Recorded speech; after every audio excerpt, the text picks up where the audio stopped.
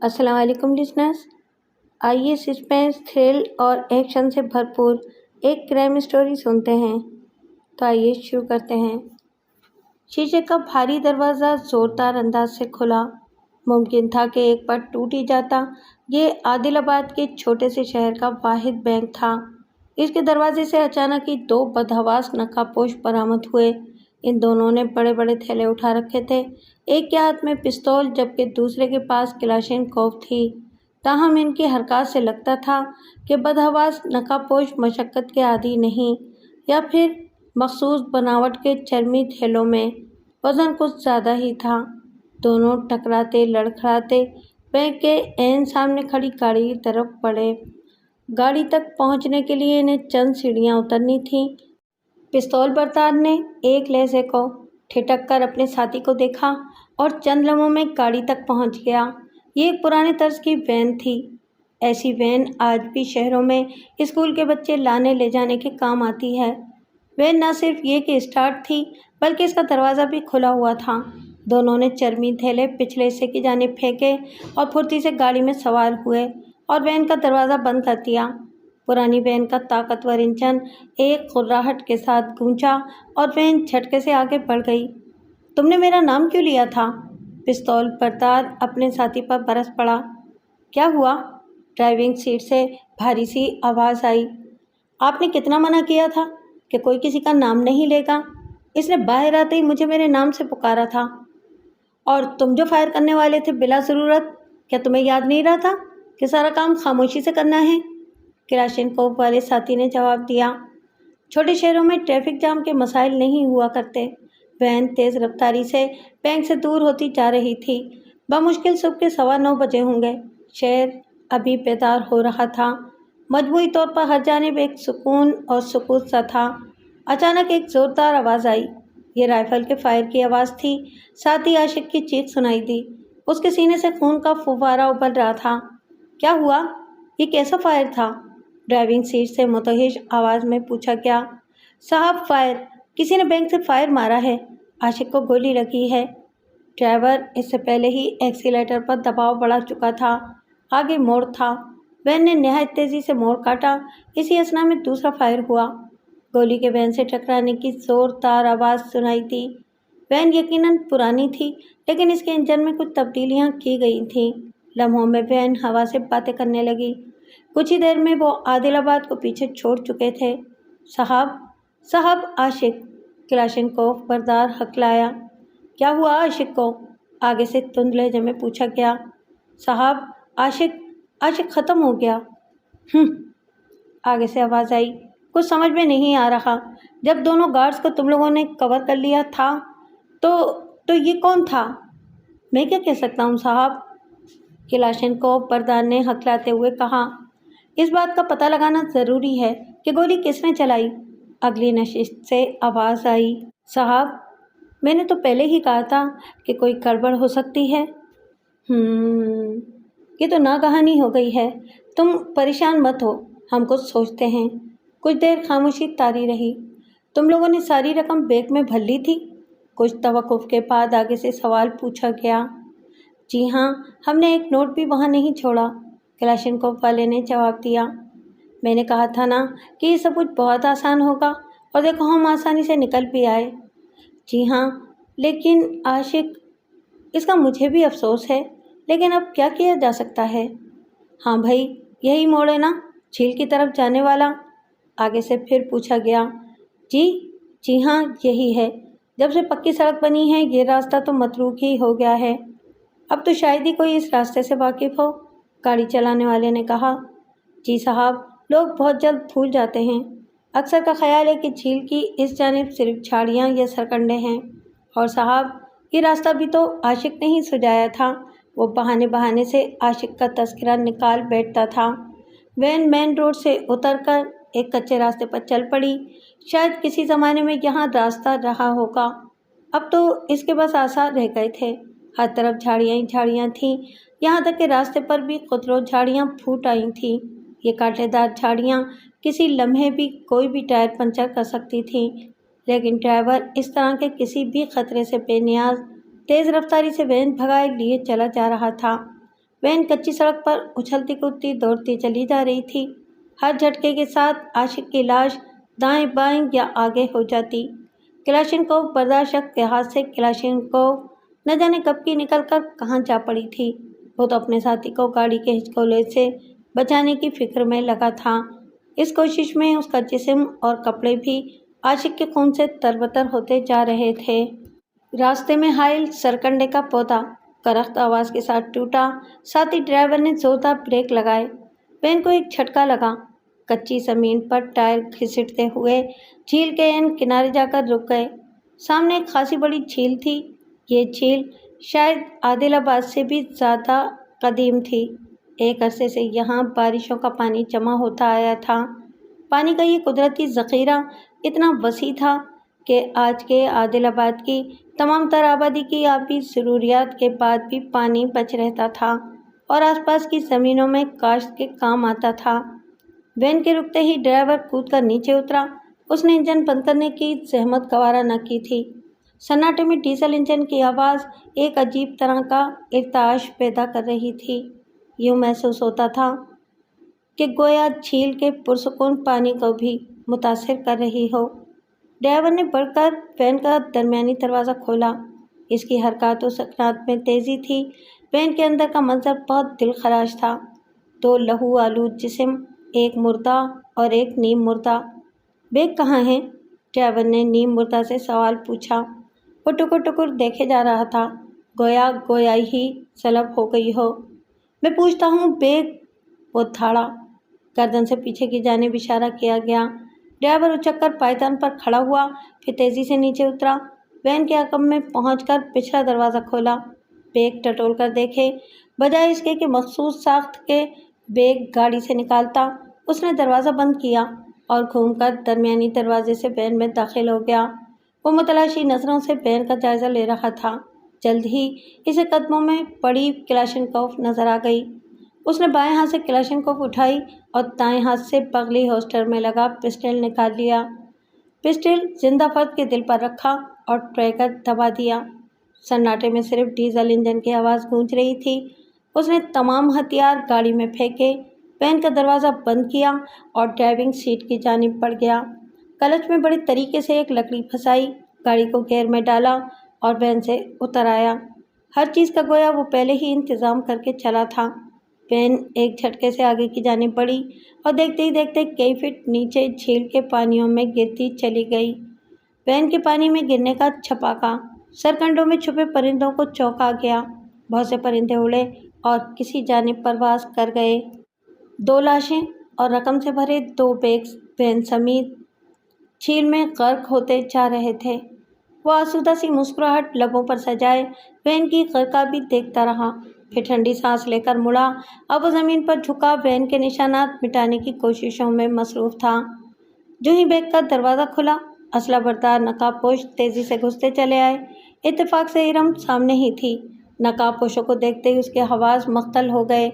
इसके बदतरीन खदशात सही साबित हो रहे थे। इरम की छठी इस कह रही थी कि इसके कैरियर के बदतरीन दौर का आगाज़ होने वाला है। एक नकाबपोश आने वाहिद में इरम के सर पर आन पहुंचा, दूसरा नामालूम किस सिमत चला गया था। नकाबपोश ने एक बड़ी सी बंदूक उठा रखी थी जो गालिबन क्लाशनकोव थी।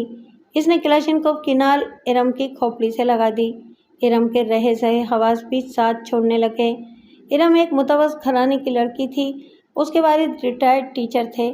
आदिलाबाद में मास्टर अख्तर साहब से हर शख्स वाकिफ़ था। वो नेक नाम और मेहनती उस्ताद थे। कस्बे की कम से कम 30% आबादी इनकी शागिर्द रही होगी। मास्टर अख्तर एक कदामत पसंद घराने से ताल्लुक़ रखते थे। बावजूद इसके कि वो सारे कस्बे को इल्म बांटते थे, लेकिन इनके ख़यालात जदीदियत के हामिल न थे। यही वजह थी कि अख्तर साहब की लड़कियों को तालीम हासिल करने के लिए मुखालफत का सामना था। अख्तर साहब के 5 बच्चे थे। इरम इनमें सबसे बड़ी थी। इरम से छोटी 2 बहनें और थीं और फिर 2 भाई। इरम अपने ख़ानदान की पहली लड़की थी जिसने ख़ानदानी रवायात से बगावत की और मास्टर्स तक तालीम हासिल की। कस्बे में मास्टर्स तक तालीम हासिल करने वाली लड़कियां यूँ भी कम ही थीं। इरम को शदीद मुश्किलात और मुखालफतों का सामना करना पड़ा। اس نے تمام مشکلات کو خندہ پیشانی سے برداشت کیا، بڑے ہی تحمل اور خوش مزاجی سے مخالفین کو رام کیا۔ پھر تو اس کی چھوٹی بہنوں کے لیے بھی کالج اور یونیورسٹی کے راستے کھل گئے۔ اختر صاحب کو اپنی بچیوں سے شکایت تو کوئی نہیں رہی۔ پھر یہ بھی ہونے لگا کہ وہ اپنی بیٹیوں پر اور ان کی تعلیم پر ناز کرنے لگے، لیکن اس کا اظہار وہ بہت ہی کم کیا کرتے تھے۔ بظاہر تو وہ اب بھی لڑکیوں کی تعلیم کے خلاف ہی تھے۔ بزنس میں ماسٹرز کرنے کے بعد ارم کو اپنے ہی قصبے میں کھلنے والے واحد بینک میں ملازمت مل گئی۔ پھر یہ اس کی اعلیٰ کارکردگی تھی، قسمت تھی، یا والدین کی دعائیں کہ وہ جلدی ترقی کر کے اس بینک کی مینیجر بن گئی۔ ہر بینک مینیجر کو طرح طرح کے خدشات اور خطرات نے گھیر رکھا ہوتا ہے۔ انہی میں سے ایک خطرہ بینک ڈکیتی بھی ہے۔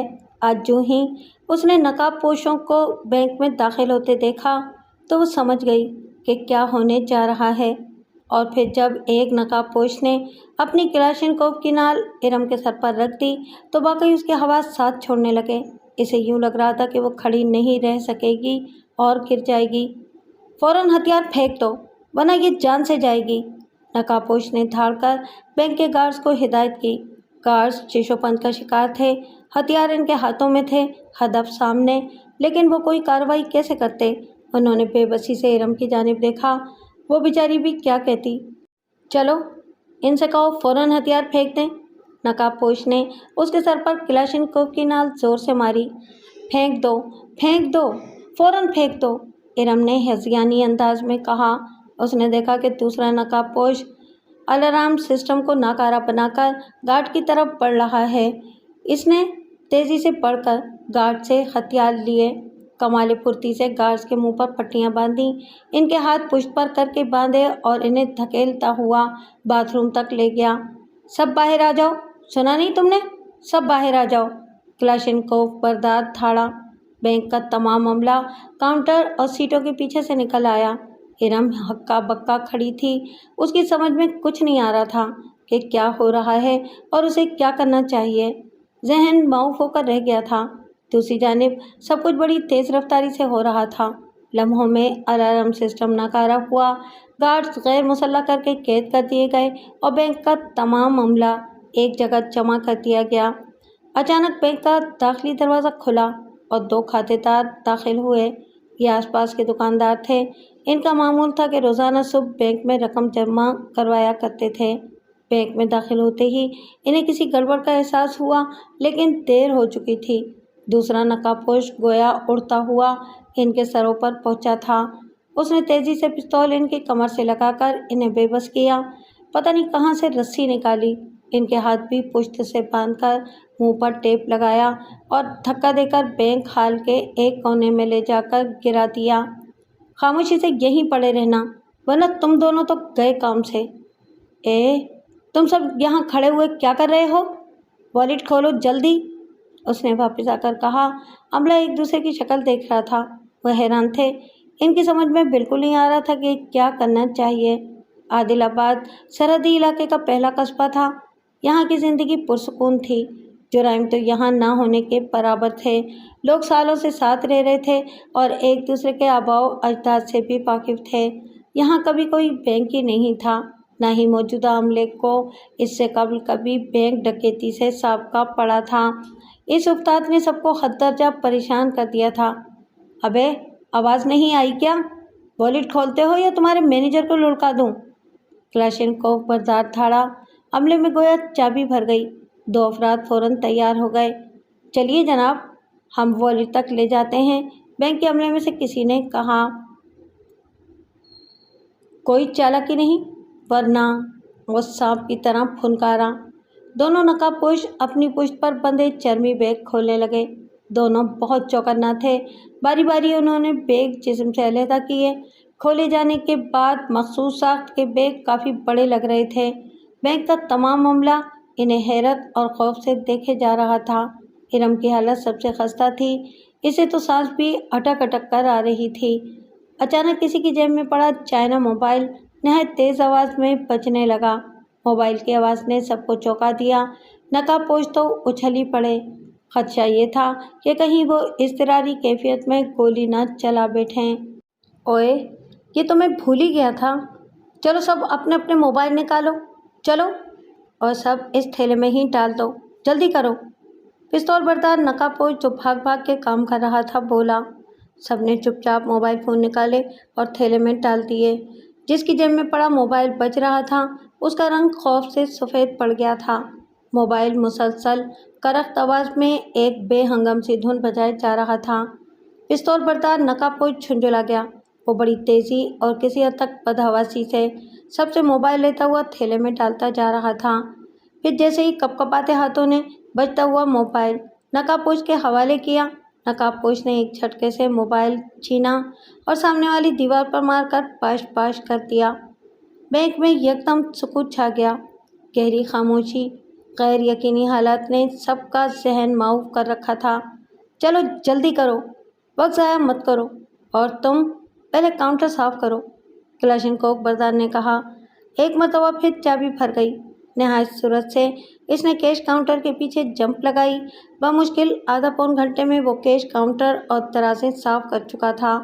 پھر وہ پستول لہراتا ہوا والیٹ کی جانب بڑھا۔ چابی بردار آگے آگے تھے۔ 2 منٹ بعد وہ بھرا ہوا بیگ گھسیٹتا اور اس کے تسمے لپیٹتا ہوا برآمد ہوا۔ مزید 2 منٹ میں دوسرا بیگ بھر گیا تھا۔ اسی اثنا میں کلاشنکوف بردار تمام افراد کو بینک ہال کے ایک کونے میں لے جا کر زمین پر بٹھا چکا تھا۔ ارم یہاں بھی سب سے آگے اور نشانے پر بٹھائی گئی تھی۔ اس کی آنکھوں سے ٹپ ٹپ آنسو بہہ رہے تھے۔ شاید وہ بہنے والے ان آنسوؤں سے بے خبر تھی۔ شاید سبھی کے جسموں پر لرزہ بھی طاری تھا۔ نوٹوں سے بھرے بیگ تیار تھے۔ تمام عملہ ایک کونے میں دبکا ہوا تھا۔ بینک کا داخلی دروازہ موٹے شیشے کا تھا۔ شیشے پر جگہ جگہ ایسا کاغذ چپکا دیا گیا تھا جو ایک جانب تو دروازے کی زینت میں اضافے کا باعث تھا اور دوسری جانب بینک کے اندر کے منظر کو چھپانے کا سبب۔ اس دروازے سے البتہ بینک کے اندر موجود افراد باہر کا منظر دیکھ سکتے تھے۔ چھوٹے علاقوں میں جگہ کوئی بڑا مسئلہ نہیں ہوا کرتی۔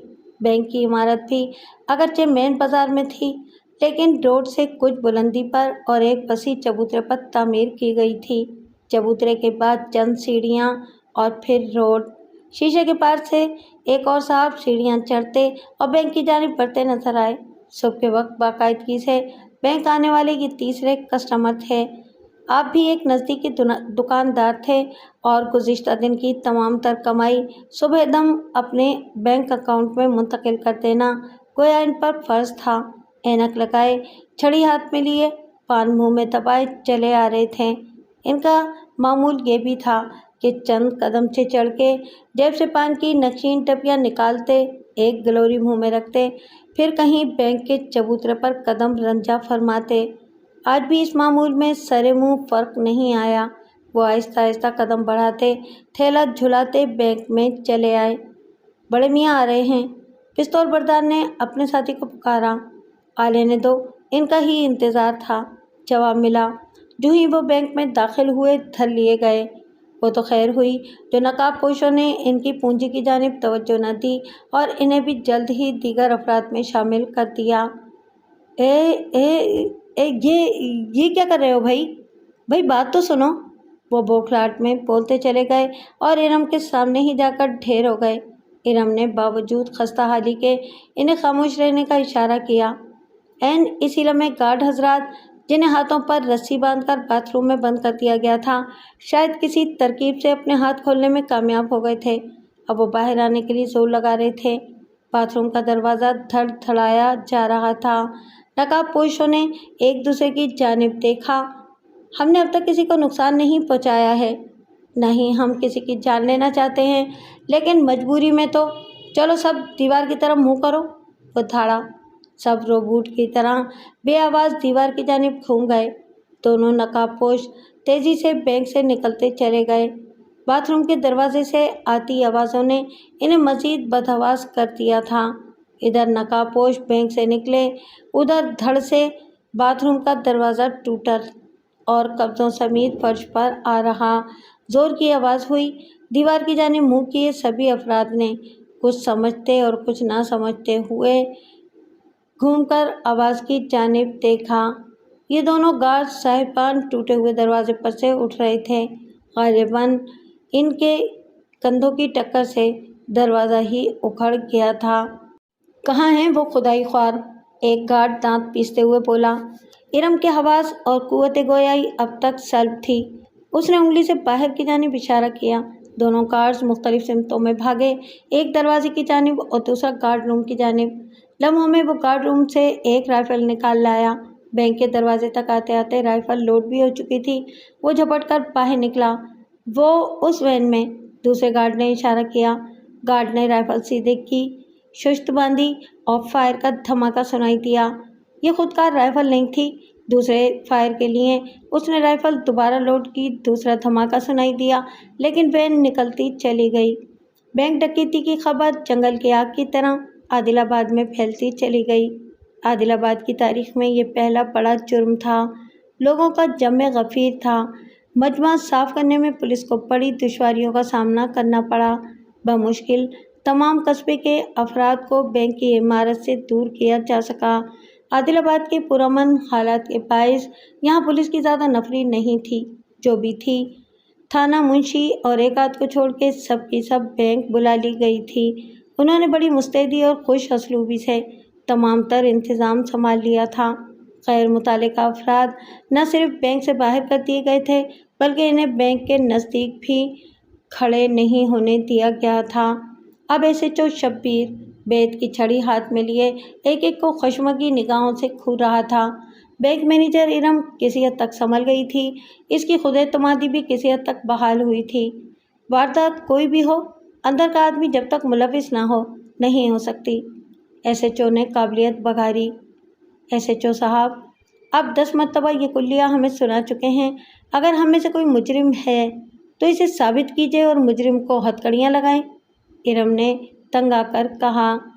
جی ہاں، بیگم ناہید نے بھی جرأت کا مظاہرہ کیا۔ آپ مجرم تو پکڑ نہیں رہے ہیں، جس بینک میں ڈاکہ پڑا ہے اسی کے عملے کو ہراساں کر رہے ہیں۔ بیگم ناہید بینک میں ڈپازٹ انچارج کی اہم سیٹ پر فائز تھیں اور اچھی عمر کی خاتون تھیں۔ ان کے 4 بیٹے تھے اور چاروں اہم عہدوں پر فائز تھے۔ ایس ایچ او ان کی جانب گھوما اور گھورتے ہوئے بولا، مجھے کام سکھانے کی کوشش نہ کریں، سیدھے سیدھے بتائیں آپ کو کس پر شک ہے؟ شبیر صاحب، ہم سب آپ کو بتا چکے ہیں کہ ہمیں کسی پر شک نہیں، نہ ہی ہم یہ اندازہ کر سکے ہیں کہ ڈاکو کون تھے، اور آپ نے اب تک ایف آئی آر بھی نہیں کاٹی۔ ارم پھر بولی۔ وہ محسوس کر رہی تھی کہ ان نازک حالات میں خود کو، عملے کو اور بینک کی ساکھ کو بچانے کی ذمہ داری اسی کی ہے۔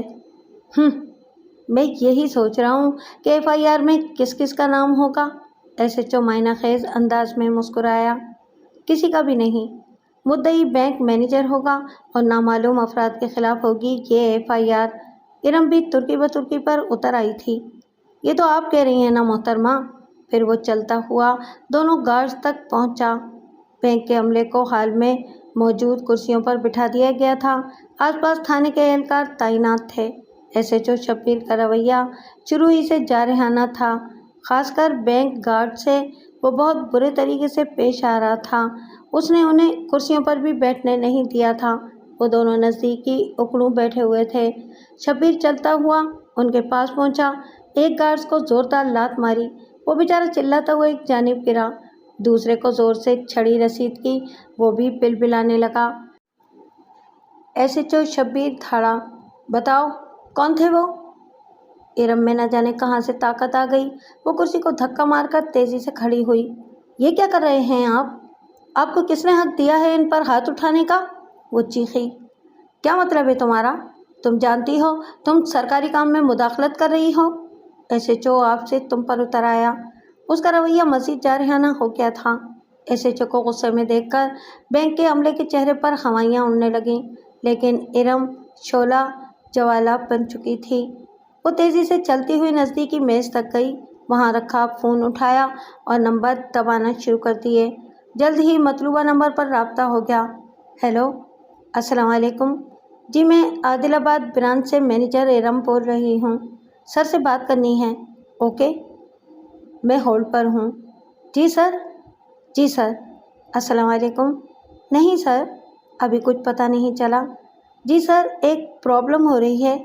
جی ہاں، یہ یہاں کے SHO صاحب ہیں، یہ مجرموں کا پیچھا کرنے کے بجائے یہاں بینک میں موجود ہیں اور عملے کو ہراساں کر رہے ہیں۔ یہ بینک گارڈز کے ساتھ مار پیٹ کر رہے ہیں۔ جی سر، جی، ہم چاہتے ہیں کہ سب عملے کی ضمانت قبل از گرفتاری کے کاغذات تیار ہو جائیں کیونکہ ان کی نیت ٹھیک نہیں لگتی۔ Okay sir, thank you sir. SHO اور بینک کے تمام عملے سمیت ہر فرد بغور یہ یک طرفہ گفتگو سن رہا تھا اور اپنے اپنے طور پر نتائج نکال رہا تھا۔ ارم پروکار انداز میں گھومی، اس کا اعتماد بحال نظر آ رہا تھا۔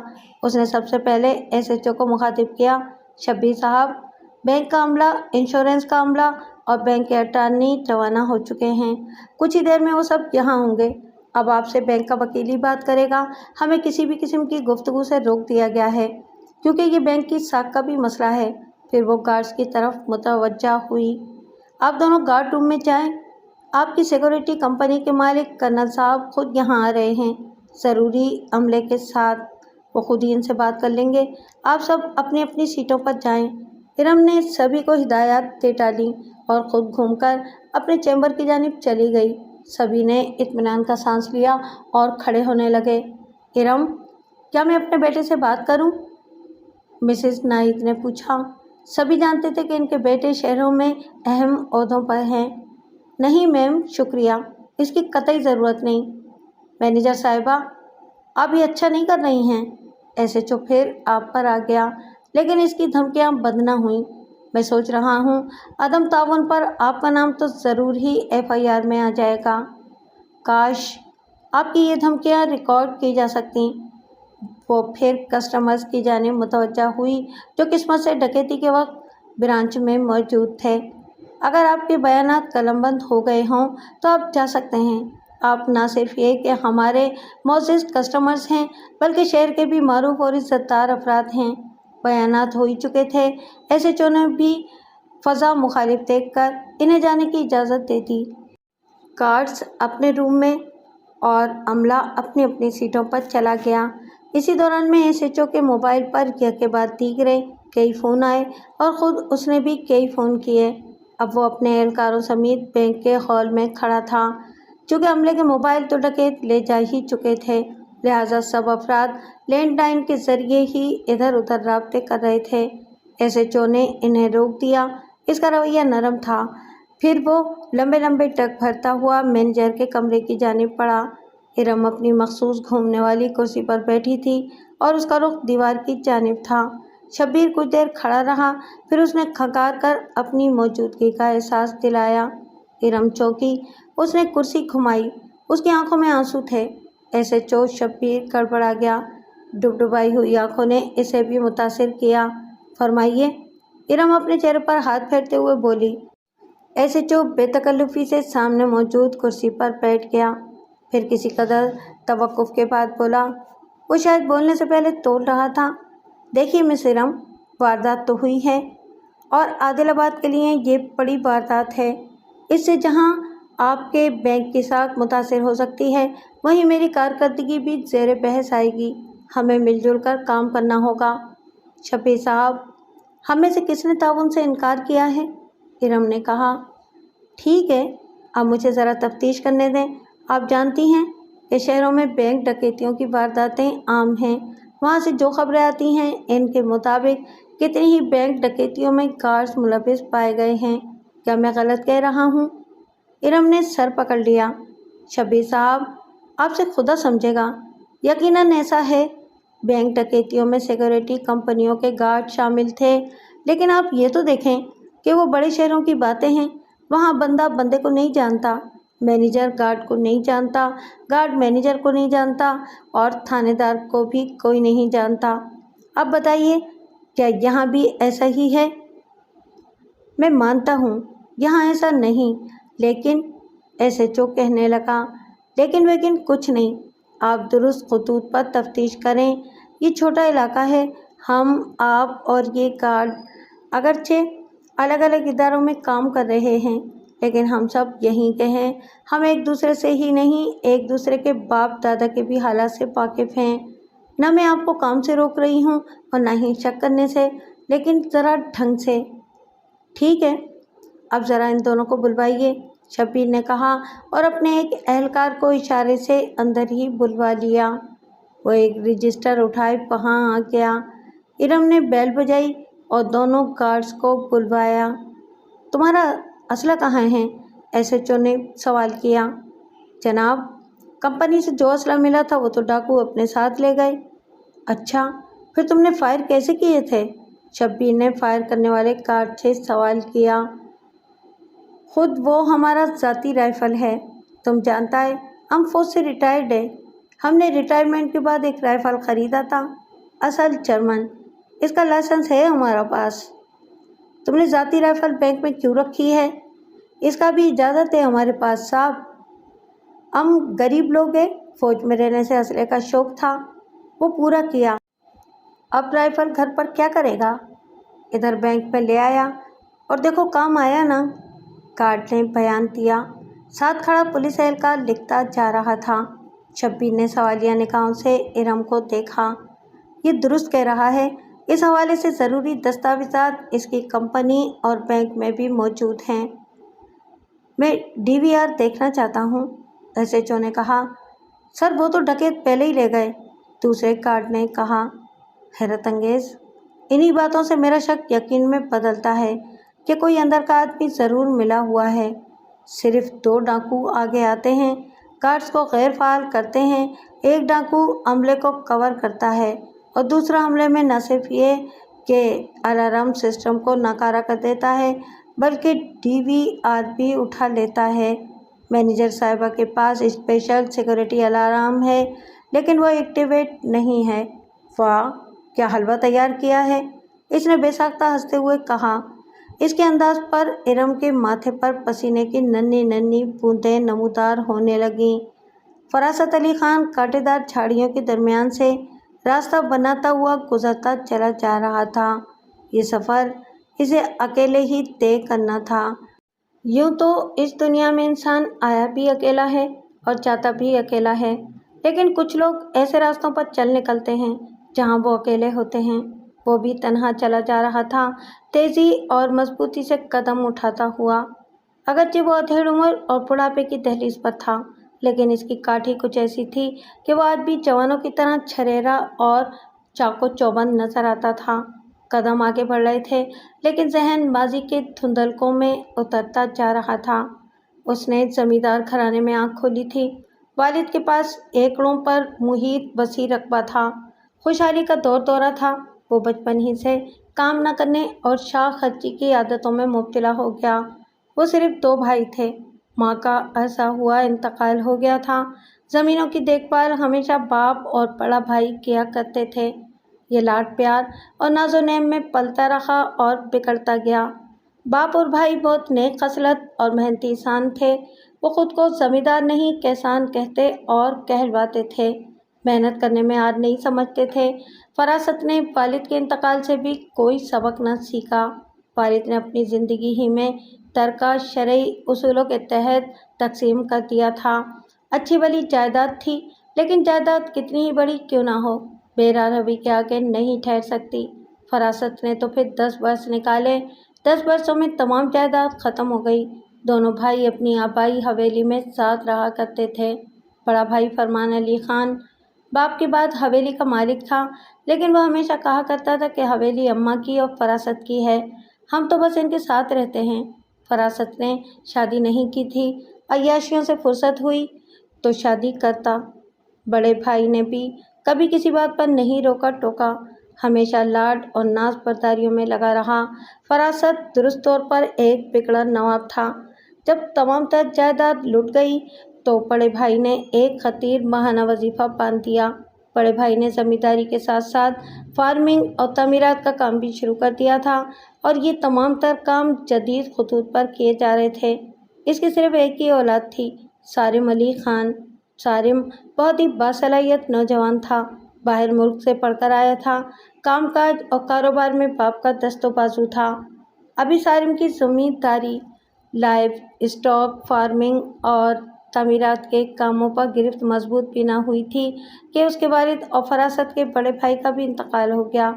بڑے بھائی کے انتقال کے بعد صارم نے چچا کا مقرر کردہ وظیفہ کبھی نہ روکا، ہر مہینے کی پہلی تاریخ کو لفافہ اسے باقاعدگی سے مل جاتا تھا۔ فراست کی بھابھی اور سالم کی والدہ کو اعتراض تو دور کی بات، ان معاملات سے دور کا واسطہ بھی نہ تھا۔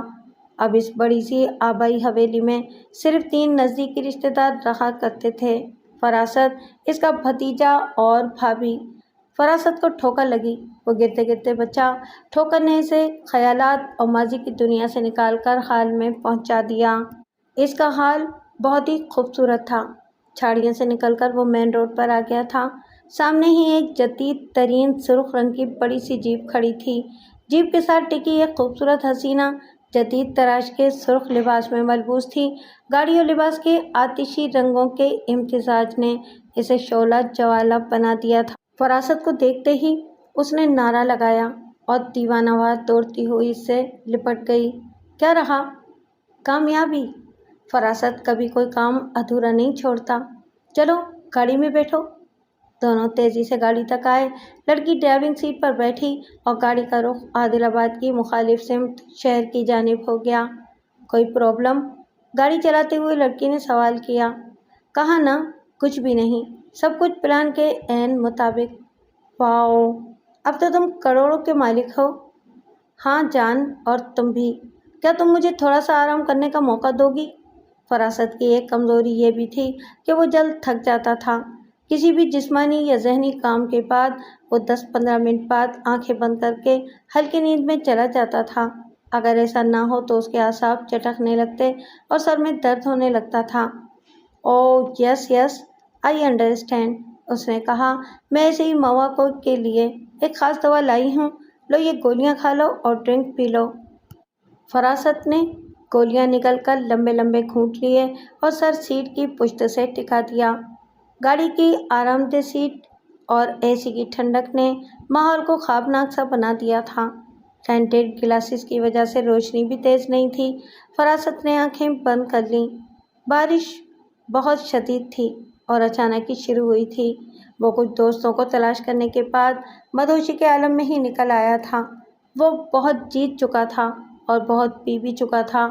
اب وہ اپنے گھر عادل آباد جانا چاہتا تھا۔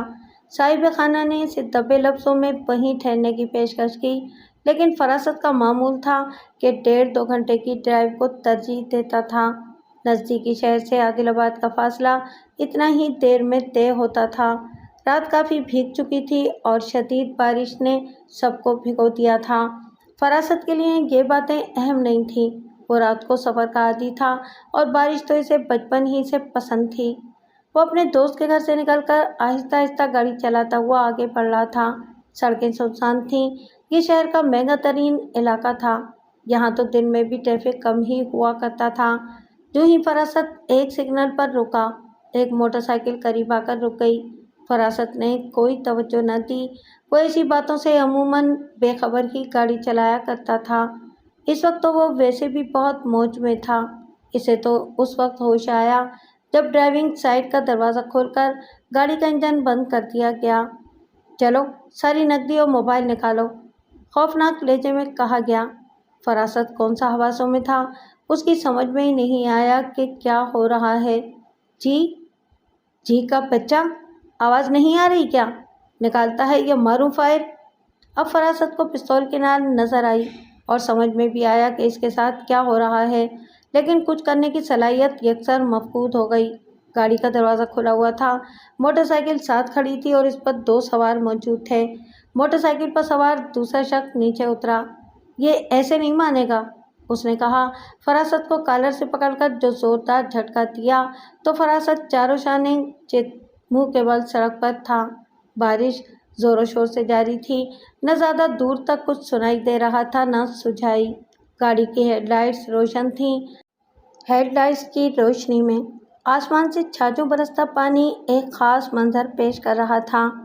فراست کو سڑک پر گرا کر لٹیرا اسے چھاپ بیٹھا۔ لمحوں میں پرس، موبائل، گھڑی وغیرہ سب سے محروم کر دیا۔ چل کھڑا ہو، بیٹھ گاڑی میں۔ فراست لشتم پشتم گاڑی میں بیٹھا۔ سیدھا نکل لے، مڑ کر مت دیکھنا۔ لٹیروں نے خود بھاگنے کے بجائے فراست کو توڑا دیا، لیکن فراست کا تو ذہنی موقف تھا۔ وہ شاید سمجھ ہی نہیں پایا، خاموشی سے بیٹھا رہا۔ اچانک پستول کا بھاری دستہ जोर से सर पर पड़ा। अबे भागता है या? सर पर चोट पड़ते ही फरासत को गोया होश आ गया। उसने इग्निशन में चाबी घुमाई और एक्सीलेटर पर दबाव बढ़ाता चला गया। बमुश्किल उसने चौरंगी क्रॉस की होगी कि एक गाड़ी जोर से टकराई। जोरदार धमाका हुआ और गाड़ी फिर बंद हो गई। फरासत इस तरह की उफ्तादों का आदी नहीं था। उसका सर जोर से स्टीयरिंग से टकराया था। फिर दरवाज़ा खुला और एक चीखती हुई निस्वानी आवाज़ कानों से टकराई। अंधे हो क्या? दिखता नहीं है? मेरी नई गाड़ी बर्बाद कर दी। निस्वानी आवाज़ सुनकर उसे कुछ हौसला हुआ। जी मोहतरमा, बात क्या जी लगा रखी है? बाहर निकलो। देखो तुमने क्या किया है। मैं अभी पुलिस को बुलवाती हूँ। फरासत आहिस्तगी से बाहर आया। सामने खड़ी गाड़ी की तरफ बढ़ा। औरत मुसलसल चीखे जा रही थी, लेकिन जो ही हेडलाइट्स की रोशनी फरासत के चेहरे पर पड़ी, खातून के मुंह से चीख निकल गई। ओह, आप तो ज़ख्मी हैं। फरासत के सर से खून बह रहा था। बारिश के पानी में सर से बहता खून फरासत को अपने ही खून में नहलाए दे रहा था। यह मंजर एक खातून के लिए यकीनन दिल दहला देने वाला था। फरासत को भी अपने सर की चोट, बल्कि चोटों का ख्याल हुआ। खून देखकर वो भी घबराया। खातून, मेरा ख्याल है मुझे पहले अस्पताल जाना चाहिए। आप फिक्र न करें, मैं आपका तमाम नुकसान पूरा कर दूंगा। हाँ हाँ, ठीक है ठीक है। खातून मौन हो गई। लेकिन आप अकेले अस्पताल कैसे जाएंगे? आप चल सकते हैं। आपके साथ कोई और भी है? नहीं, मैं आदिलाबाद में रहता हूँ और अकेला हूँ। ओह, कोई बात नहीं। गाड़ी लॉक करें, मेरे साथ आएं। अच्छा छोड़ें, मैं आपकी गाड़ी साइड पर लगाकर लॉक करती हूँ। आप मेरी गाड़ी में बैठें। ओह नहीं शुक्रिया। मैं वे कुछ नहीं, फ़ौरन गाड़ी में बैठें। खातून ने बड़ी तेज़ी से फरासत की गाड़ी को एक जानिब पार्क किया और फिर दौड़ती हुई अपनी गाड़ी तक आई। फरासत किसी कदर पसोपेश के साथ गाड़ी में बैठ चुका था। मालूम नहीं नफसियाती सबब था या वाकई चोटें गहरी आई थीं। फरासत की आंखें बंद होने लगीं और फिर जब उसकी आंखें खुलीं तो सर पर पट्टी बंधी हुई थी और वो शोला जवाला महशर बदामा नज़दीक बैठी थी। फरासत के तो 14 तबक रोशन हो गए। उसने उठने की कोशिश की। लेटे रहिए। कैसी तबीयत है अब आपकी? बेहतर हूँ, बस ज़रा सर घूमता हुआ महसूस हो रहा है। आपके सर पर 2 जगह चोटें हैं। मैं माफ़ी चाहती हूँ। मुमकिन है कि मेरी गलती से हादसा हुआ हो। ओह, जाने दें, मैं आपका तमाम नुकसान पूरा करूँगा। वो सब रहने दें। आपके पास से कोई पर्स और कोई मोबाइल नहीं मिला, वरना हम आपके घर वालों को ज़रूर खबर कर देते। ये जूस लें, इससे कुछ तवानाई आएगी। खातून ने जूस का डब्बा पेश करते हुए कहा। डॉक्टर्स ने क्या कहा? कुछ नहीं। आपके सर पर ज़ख्म और चोट है, लेकिन दोनों बहुत गहरे या ख़तरनाक नहीं। उन्होंने घर जाने की इजाज़त दे दी है। ये तो बहुत अच्छी बात है। फरासत अपना सर टटोलते हुए बोला। इसने जूस ख़त्म किया और आहिस्ता आहिस्ता खड़ा हो गया। मेरा हाथ पकड़ लें। इस ऑफर ने तो फरासत के जिस्म में सनसनी की लहर दौड़ा दी। वो आहिस्ता आहिस्ता हाथ पकड़कर पार्किंग तक आए। बारिश अब भी जारी थी, लेकिन बारिश का जोर टूट गया था। फरासत को हर हर कदम की धमक अपने सर में महसूस हो रही थी। क्या आपके यहाँ कोई अजीज़ हैं या? मेहरबान खातून ने पूछा। नहीं, यहाँ मेरे दोस्त हैं, लेकिन मैं इनके यहाँ जाना नहीं चाहूँगा। आप मुझे बस मेरी गाड़ी तक पहुँचा दें। दरअसल आपको अंदाज़ा नहीं है कि मेरे साथ क्या बीती है। फिर फरासत ने कुछ देर कबल पेश आने वाला हादसा सुना डाला। ओह माय गॉड, मैं भी कितनी पागल हूँ। पता नहीं क्या क्या आपको कह दिया। I am sorry. इन हालात में और ऐसे मौसम में सफ़र आपके लिए मुनासिब नहीं। आप मेरे घर चलें, रात वहाँ आराम करें, सुबह चले जाइएगा। फिर खातून ने फरासत को कुछ कहने का मौका ही नहीं दिया और कार अपने घर ही में ले जाकर रोकी। उसका बंगला शहर के महंगे इलाके में था और काफ़ी वसी था। क्या आपके घर वालों को इतला कर दी जाए? ड्राइंग रूम में पहुंचते ही खातून ने कहा। फरासत अली ने अब ज़रा फुर्सत से खातून की जानिब देखा तो हज़ार जान से फिदा हो गया। खातून 35 बरस की होंगी, लेकिन बहुत ही खूबसूरत थी। नहीं, मेरा ख्याल है कि इसकी ज़रूरत नहीं। फिर वो एक सोफ़े पर नीम तराज होते हुए बोला।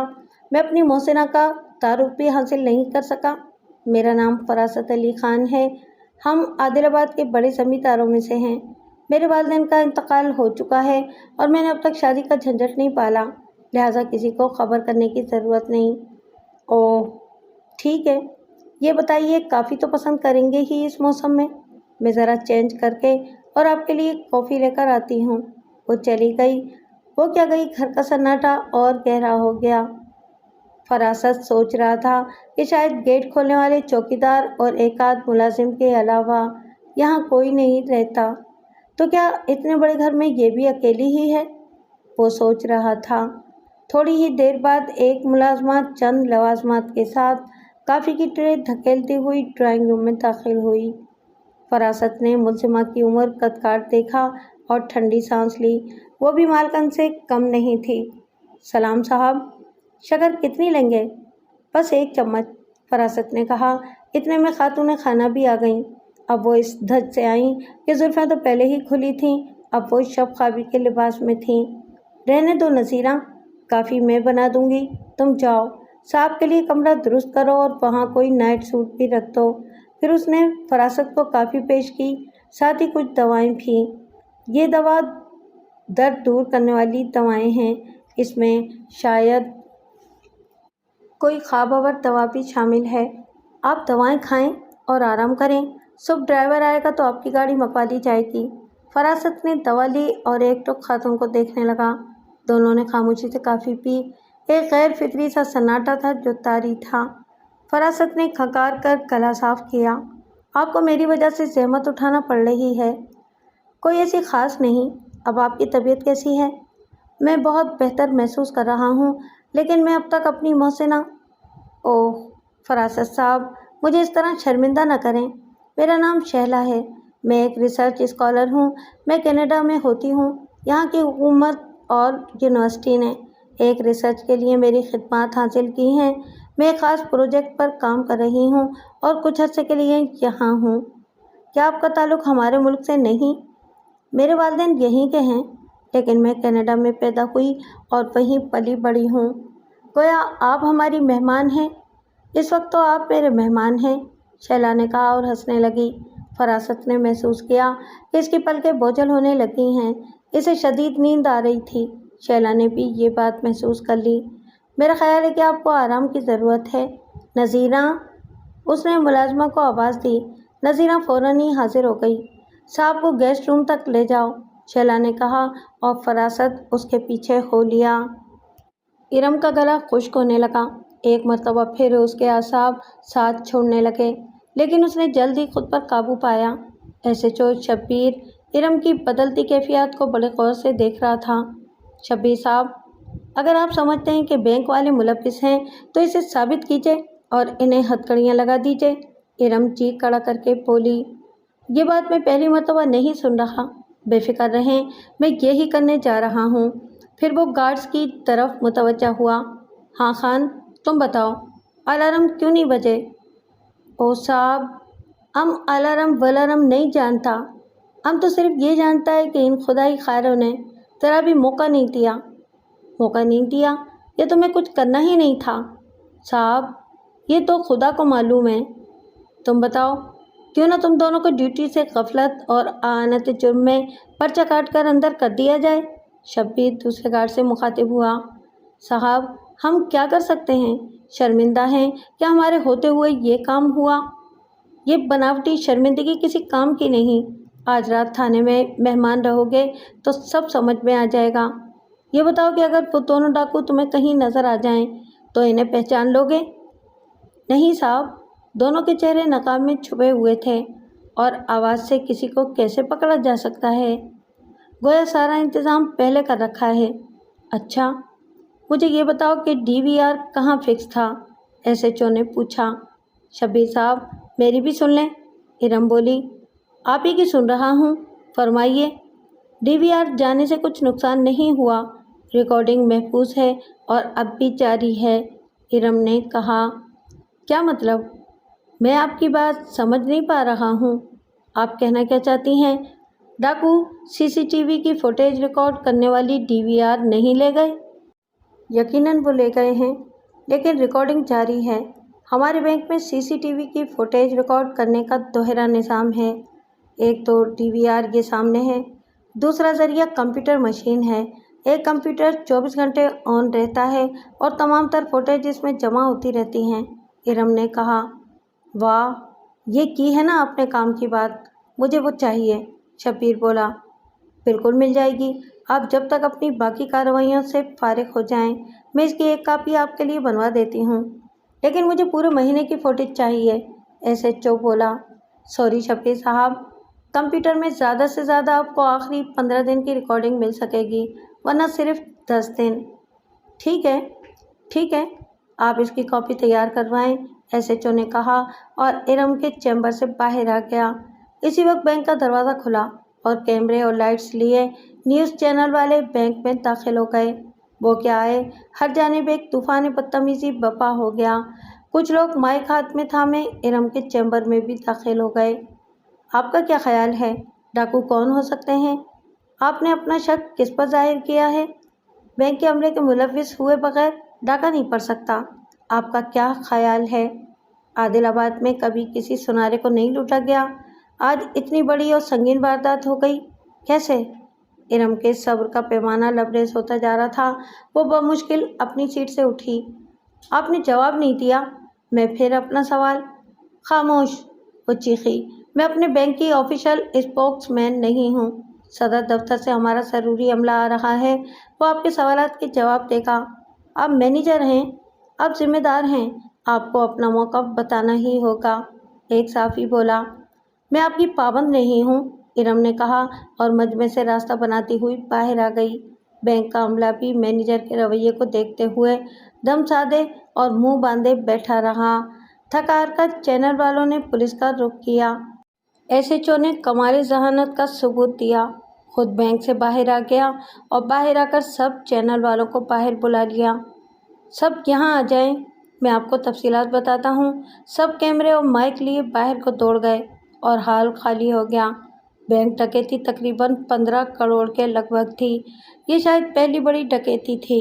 इरम बेहद परेशान थी, ताहम बैंक के मुतल्लिका हुक्काम ने तमाम इंतज़ामात कर दिए थे और अब बैंक के अमले की गलो खलासी होने वाली थी ताकि वो अपने घरों को जा सकें और SHO के तुच्छ जुमलों से निजात पा सकें। इरम के दिमाग में आंधियाँ सी चल रही थीं। वो सर झुकाए बैठी थी। कुछ देर बैठी सोचती रही। काफ़ी देर से वो अपने चैम्बर में अकेली थी। अचानक उसे किसी की मौजूदगी का एहसास हुआ। उसने सर उठाकर देखा तो सामने सारिम अली खान खड़ा था, वो खूबरू जवान जिसे वो पसंद करने लगी थी। ये बात किसी हद तक शायद बैंक के अमले ने भी महसूस कर ली थी, अगरचे उसका एक तगड़ा बैंक बैलेंस भी था, लेकिन शायद वो सिर्फ रकम जमा करवाने और निकलवाने नहीं आता था। इरम का ताल्लुक़ एक रवायती क़दामत पसंद घराने से था, लिहाजा वो इन मामलात में बेहद एहतियात से काम लेती थी। लेकिन आज न जाने क्या हुआ और सारिम को देखते ही वो हत्थे से उखड़ गई। इसकी मुट्ठियाँ भिज गईं और आंखें शोले बरसाने लगीं। तुम यहाँ कैसे आ गए? सारिम इस जुमले के लिए कतन तैयार न था। सारिम की आदिलाबाद में एक हैसियत थी, फिर वो इस बैंक की चंद अहम पार्टियों में से एक था और फिर सबसे बढ़कर वो ब्रांच मैनेजर के निस्बतन खुसूसी रवैये और इल्तिफ़ात का हामिल रहा करता था।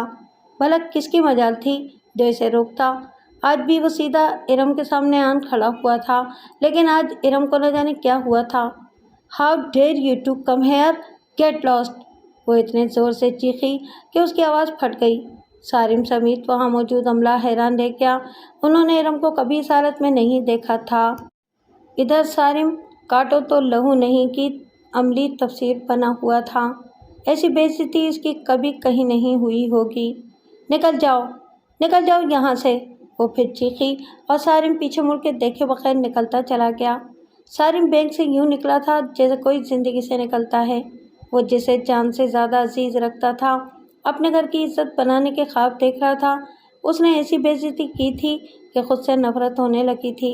वो बैंक से निकला और एक जानिब चल पड़ा। इसे कतई अंदाज़ा नहीं था कि वो कहाँ जा रहा है, बस वो चल रहा था, बेसिमत बेमंजिल मुसाफिर की तरह। पैदल चलना उसकी आदत थी, वो मीलों पैदल चलने का आदी था। मोटरसाइकिल गर्ज हर सवारी उसके पास मौजूद थी, यहाँ तक कि उसके पास उम्दा नस्ल के सदाए हुए घोड़े भी थे। लेकिन इसे पैदल चलना पसंद था।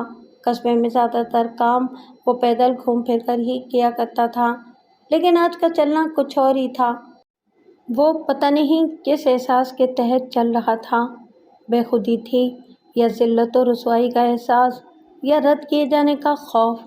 बहरहाल इसे कुछ दिखाई नहीं दे रहा था, न समझ आ रहा था। वो चलता रहा। वो आबादी को बहुत पीछे छोड़ आया था। पगडंडियों से होता हुआ वो एक पुलिया पर जाकर बैठ गया। ज़मीनों को सैराब करने के लिए जो पानी की छोटी गुज़रगाह बनाई जाती हैं, इनमें से एक पर तामीर की गई ये पुख्ता पुलिया थी। इस पर दोनों जानिब से आम के दरख्त यूं झुकाए थे कि इस पर साया हो गया था। सारिम पुलिया की ककर पर बैठ गया।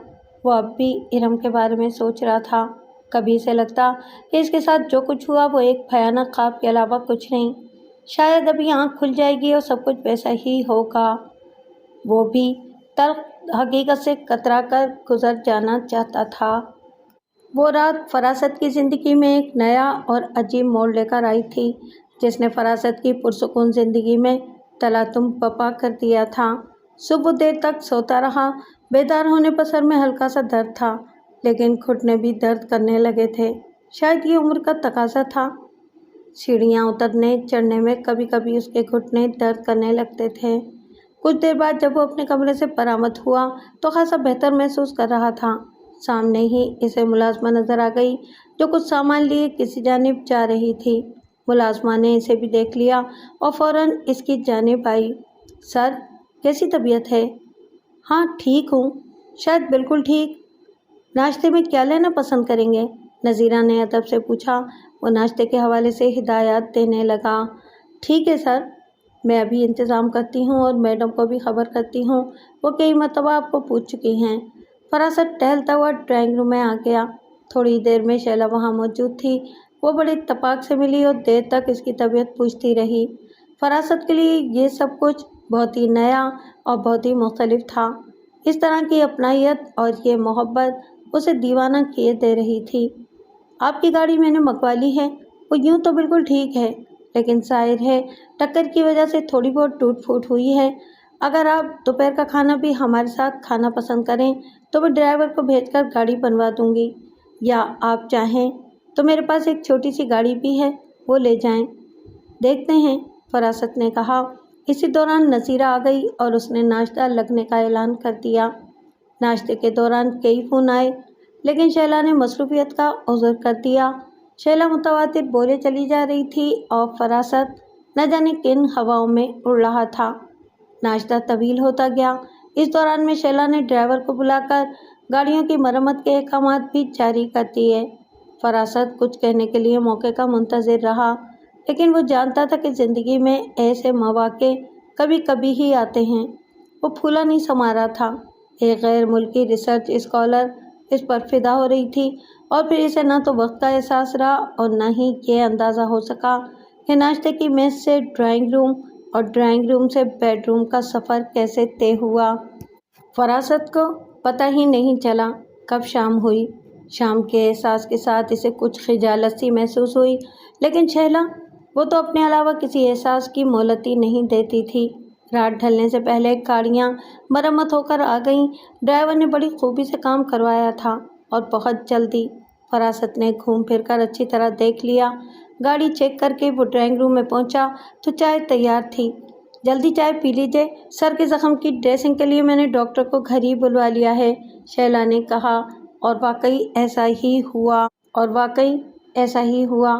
फरासत ने अभी शाम की चाय ख़त्म भी नहीं की थी कि डॉक्टर आ गया। डॉक्टर ने ज़ख्म देखा और पट्टियाँ हटा दी। सिर्फ एक उंगली के बराबर पट्टी सर पर चिपका दी गई। आप खुद कैसा महसूस करते हैं? डॉक्टर ने नब्ज़ और ब्लड प्रेशर वगैरह चेक करते हुए पूछा। बिल्कुल फिट। जी हाँ, आप बिल्कुल फिट हैं। कल या परसों ये पट्टी सर से खुद ही उतर जाएगी। मेरे ख्याल में आपको ना किसी दवा की ज़रूरत है और ना पट्टी की। खुदा का शुक्र है। Thank you doctor. अपना ख्याल रखें। अल्लाह हाफिज़। कुछ ही देर में शैला वहाँ मौजूद थी। वो कहीं जाने के लिए तैयार थी। फरासत साहब, मुझे कुछ ज़रूरी काम है, मैं 2-3 घंटे में वापस आऊँगी, आप जब तक आराम कर लें। फरासत उठ खड़ा हुआ। वो सोच रहा था कि बहुत हुआ, अब उसे रुखसत हो जाना चाहिए। آپ کا بہت بہت شکریہ۔ میں سمجھتا ہوں کہ اب مجھے جانا چاہیے۔ آپ بالکل غلط سمجھ رہے ہیں۔ آپ ہی نے تو کہا تھا کہ آگے پیچھے کوئی نہیں، چلے جائیے گا۔ اور ہاں، آج کی رات تو آپ بالکل نہیں جا سکتے۔ شیلا نے ہاتھ اٹھا کر ایک خاص ادا سے کہا اور اسے صوفے میں دھکیلتی ہوئی باہر چلی گئی۔ فراست صاحب، ایک دم وہ پلٹ کر تیزی سے قریب آئی اور بولی، میں لیب تک جا رہی ہوں، کچھ ضروری کام ہے۔ میں اس کوشش میں ہوں کہ کل بھی چھٹی کر لوں۔ اگر ایسا ممکن ہوا تو میں صبح سویرے آپ کے ساتھ آپ کے گاؤں چلوں گی۔ مجھے گاؤں دیکھنے کا بہت شوق ہے۔ وہ گاؤں نہیں، شہر ہے، فراست نے فوراً تصحیح کی۔ عادل آباد والوں کا عجیب مزاج تھا۔ ان کے چھوٹے سے شہر یا قصبے کو اگر کوئی گاؤں کہہ دیتا تو انہیں فوراً غصہ آ جاتا تھا۔ جی ہاں، گاؤں تو ٹورنٹو ہے، جہاں سے ڈاکٹر شیلا آئی ہیں۔ میری کوشش ہے کہ کنٹری سائڈ دیکھوں۔ Please wait. ٹھیک ہے، مگر میں کچھ خریداری بھی کرنا چاہتا ہوں، موبائل وغیرہ۔ شیلا پلٹی، جسے جہاں فون کرنا ہو گھر کا فون استعمال کریں۔ میں آؤں گی تو شاپنگ کے لیے بھی چلیں گے۔ شیلا رات کو تقریباً 10 بجے واپس آئی۔ وہ ایک لمحے کے لیے بھی نہیں ٹھہری۔ اس نے فراست کو ساتھ لیا اور دونوں شاپنگ پر چلے گئے۔ بور تو نہیں ہوئے؟ شیلا نے کہا۔ وہ خود ہی ڈرائیونگ کر رہی تھی۔ نہیں، میں ٹی وی دیکھتا رہا اور پھر سو گیا۔ عادل آباد فون کر لیا؟ ہاں، اور تو کوئی خاص نہیں، بس بھابھی اور بھتیجے سارم کو۔ میں نے بتایا تھا نا کہ ہم تینوں ساتھ رہتے ہیں، ایک آدھ رات کی تو خیر ہے، لیکن اگر میرا موبائل مسلسل بند ہو اور 2 دن 2 راتیں میں عادل آباد میں بغیر کسی اطلاع کے موجود نہ ہوں تو میرا بھتیجا پریشان ہو جاتا ہے۔ میں نہیں چاہتی کہ آپ لوگ پریشان ہوں، سب سے پہلے موبائل ہی لیتے ہیں۔ لیکن میں، فراست نے کہنا چاہا، لیکن شیلا نے اسے بولنے نہیں دیا۔ اب اتنی غیریت بھی ٹھیک نہیں۔ کیا میں آپ کو ایک موبائل بھی گفٹ نہیں کر سکتی؟ اور اگر آپ کو پسند نہیں تو آج کی تمام شاپنگ قرض رہی، کل آپ کے گاؤں، میرا مطلب ہے کہ گھر جائیں گے تو پیسے واپس کر دیجیے گا۔ فراست کی تو کل سے ہی بولتی بند تھی۔ ایک حسین و جمیل طرح دار کینیڈین حسینہ کے ساتھ شہر کے پوش ایریے اور بڑے بڑے مالز میں شاپنگ اور مہنگے ترین ہوٹلز میں مہنگا ڈنر۔ فراست تو خواب و خیال میں اڑ رہا تھا۔ وہ اس کی زندگی کی حسین ترین رات تھی۔ وہ صبح اس طرح بیدار ہوا تھا کہ گھنی سیاہ زلفیں اس کے شانے پر پریشان تھیں۔ ایسی صبح اس کی زندگی میں کبھی نہیں آئی تھی۔ وہ تو دیوانہ ہوا جا رہا تھا۔ ناشتے سے فارغ ہو کر انہوں نے عادل آباد کا رخ کیا۔ دونوں اگرچہ فراست کی گاڑی میں ہی سفر کر رہے تھے، لیکن شیلا نے واپسی کے لیے اپنی گاڑی اور ڈرائیور ساتھ لے لیا تھا۔ تمام راستے وہ دیہی زندگی کی تعریف میں رطب اللسان رہی اور فراست گاڑی سے زیادہ خود اڑا جا رہا تھا۔ شیلا کئی مرتبہ بہانے سے اس پر لد گئی تھی۔ عادل آباد سے کچھ پہلے ایک راستہ دائیں جانب مڑ رہا تھا۔ یہ کیسا راستہ ہے؟ شیلا نے سوال کیا۔ کسی زمانے میں یہاں ہمارا فارم ہاؤس ہوا کرتا تھا، کچھ عمارتیں اور گودام بھی ہیں، لیکن کئی سال سے اب وہاں کچھ بھی نہیں ہے۔ اوہ، فارم ہاؤس؟ گاڑی روکو، پہلے وہاں چلو۔ وہاں تو کچھ بھی نہیں ہے۔ مجھے کچھ بھی نہیں دیکھنا ہے، چلو فارم ہاؤس چلو۔ فراست نے بادل ناخواستہ گاڑی گھمائی اور کچے پکے راستے پر ہو لیا۔ بہت خوبصورت علاقہ ہے، کتنا پیسفل انوائرمنٹ ہے، شیلا بولی۔ فراست کو یہ تمام باتیں اب زہر لگنے لگی تھیں۔ تقریباً 20 منٹ کے ہچکولوں اور دھچکوں کے بعد وہ ایک اجاڑ سے فارم ہاؤس تک پہنچ گئے۔ فارم ہاؤس کی اب نشانیاں ہی باقی رہ گئی تھیں، ساتھ ہی کیٹل فارم کے آثار بھی تھے۔ امتداد زمانہ کی ماری کچھ عمارتیں بھی کھڑی تھیں۔ شیلا تمام چیزوں میں غیر معمولی دلچسپی لے رہی تھی۔ اس نے تفصیل سے عمارتیں دیکھیں، گودام دیکھے۔ ایک عمارت دیکھ کر تو وہ حیران رہ گئی۔ یہ بالکل جدید خطوط پر تیار کی گئی تھی اور اس میں بڑے بڑے تہخانے بھی تھے۔ یہ میرے مرحوم والد اور بڑے بھائی صاحب کا خیال تھا، فراست نے وضاحت کی۔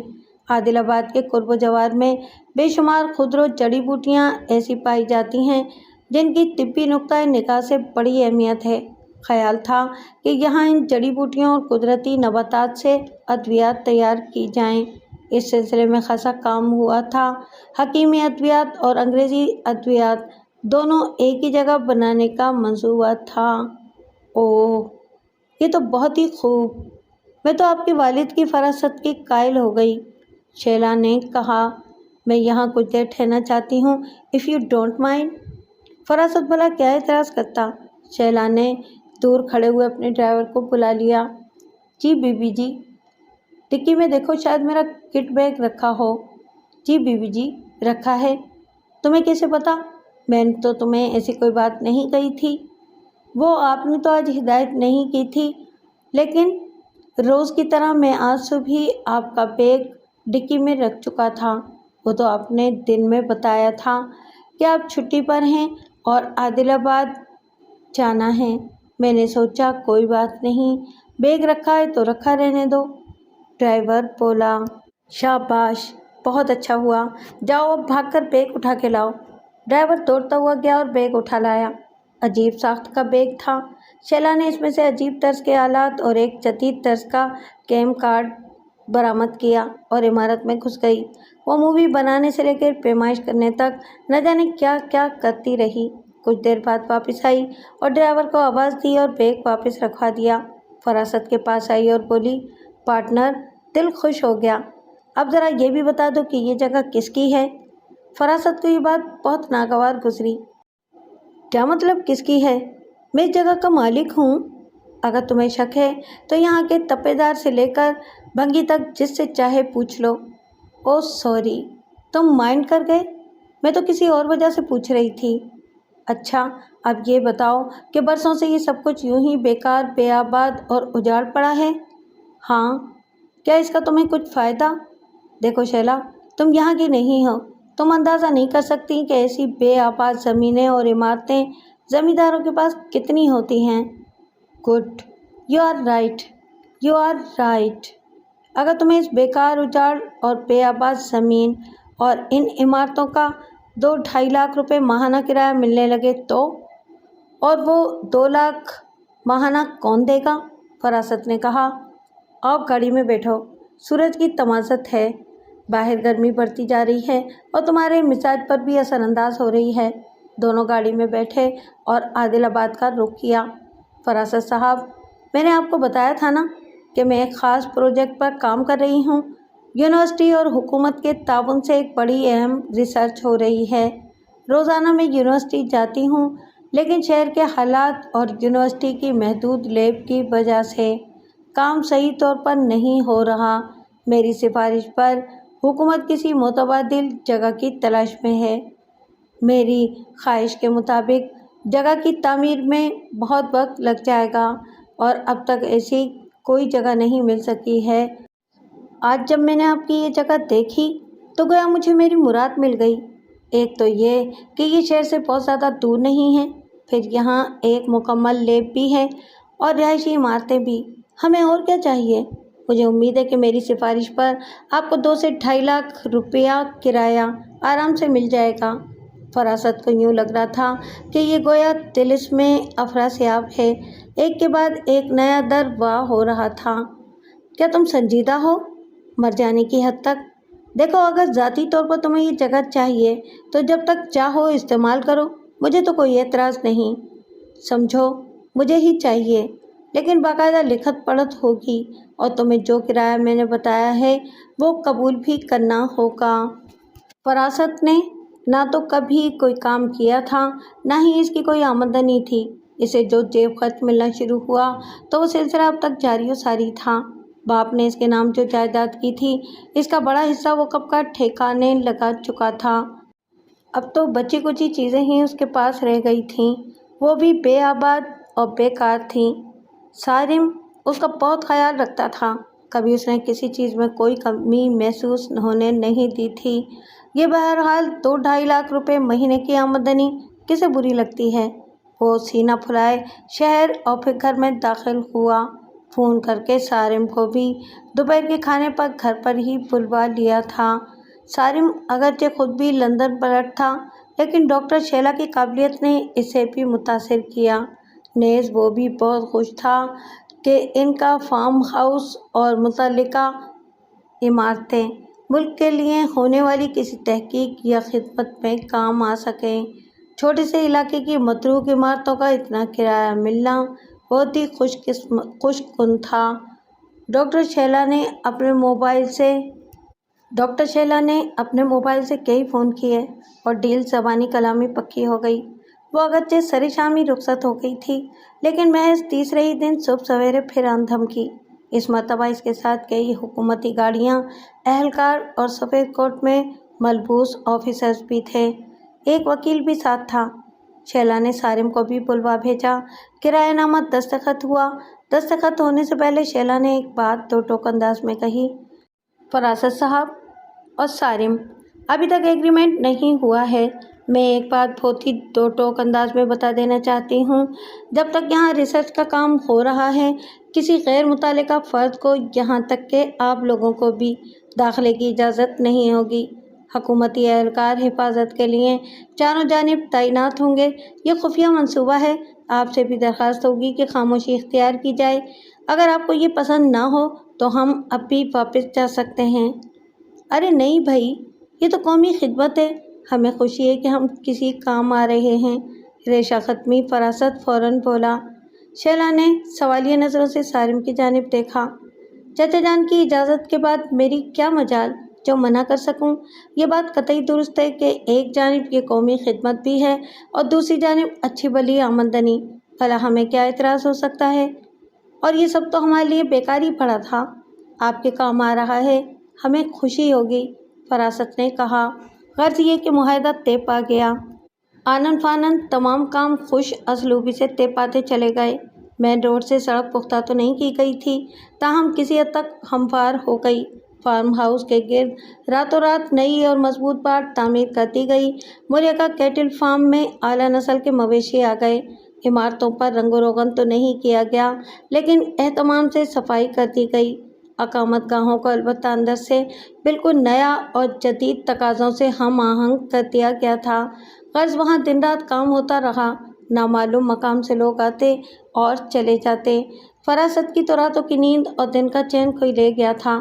اس نے شیلا کو متعدد مرتبہ فون کیا۔ اس نے فون تو ریسیو کیا، لیکن مصروفیت کا عذر کر کے ملنے سے معذرت کر لی۔ 5ویں دن جب فراست کے صبر کا پیمانہ بالکل لبریز ہو چکا تھا تو شیلا کی کال آ گئی۔ ہیلو، کیا حال ہے؟ بالکل ٹھیک۔ آپ کہاں غائب ہیں؟ بہت مصروف تھی، اب کہیں جا کر کچھ فارغ ہوئی ہوں۔ کیا یہ ممکن ہے کہ آپ آج رات کا کھانا میرے ساتھ ہی کھائیں؟ کہاں؟ عجیب فراست صاحب، آپ مالک ہیں، فارم ہاؤس اس کے بھی اور ہمارے بھی، فارم ہاؤس ہی آ جائیں۔ فراست وہاں سر شام ہی پہنچ گیا۔ اسے حیرت کا شدید جھٹکا لگا۔ وہاں کا تو نقشہ ہی تبدیل ہو چکا تھا۔ باڑ سے لے کر واچ ٹاور اور گشت کرتے مسلح پہرے دار۔ بہرحال اس نے اپنا تعارف کروایا اور شیلا سے ملنے کی خواہش ظاہر کی۔ جلد ہی اسے شیلا کی اقامت گاہ پہنچا دیا گیا۔ فوراً ہی موبائل پر شیلا کا فون بھی آ گیا۔ ہیلو، پہنچ گئے آپ؟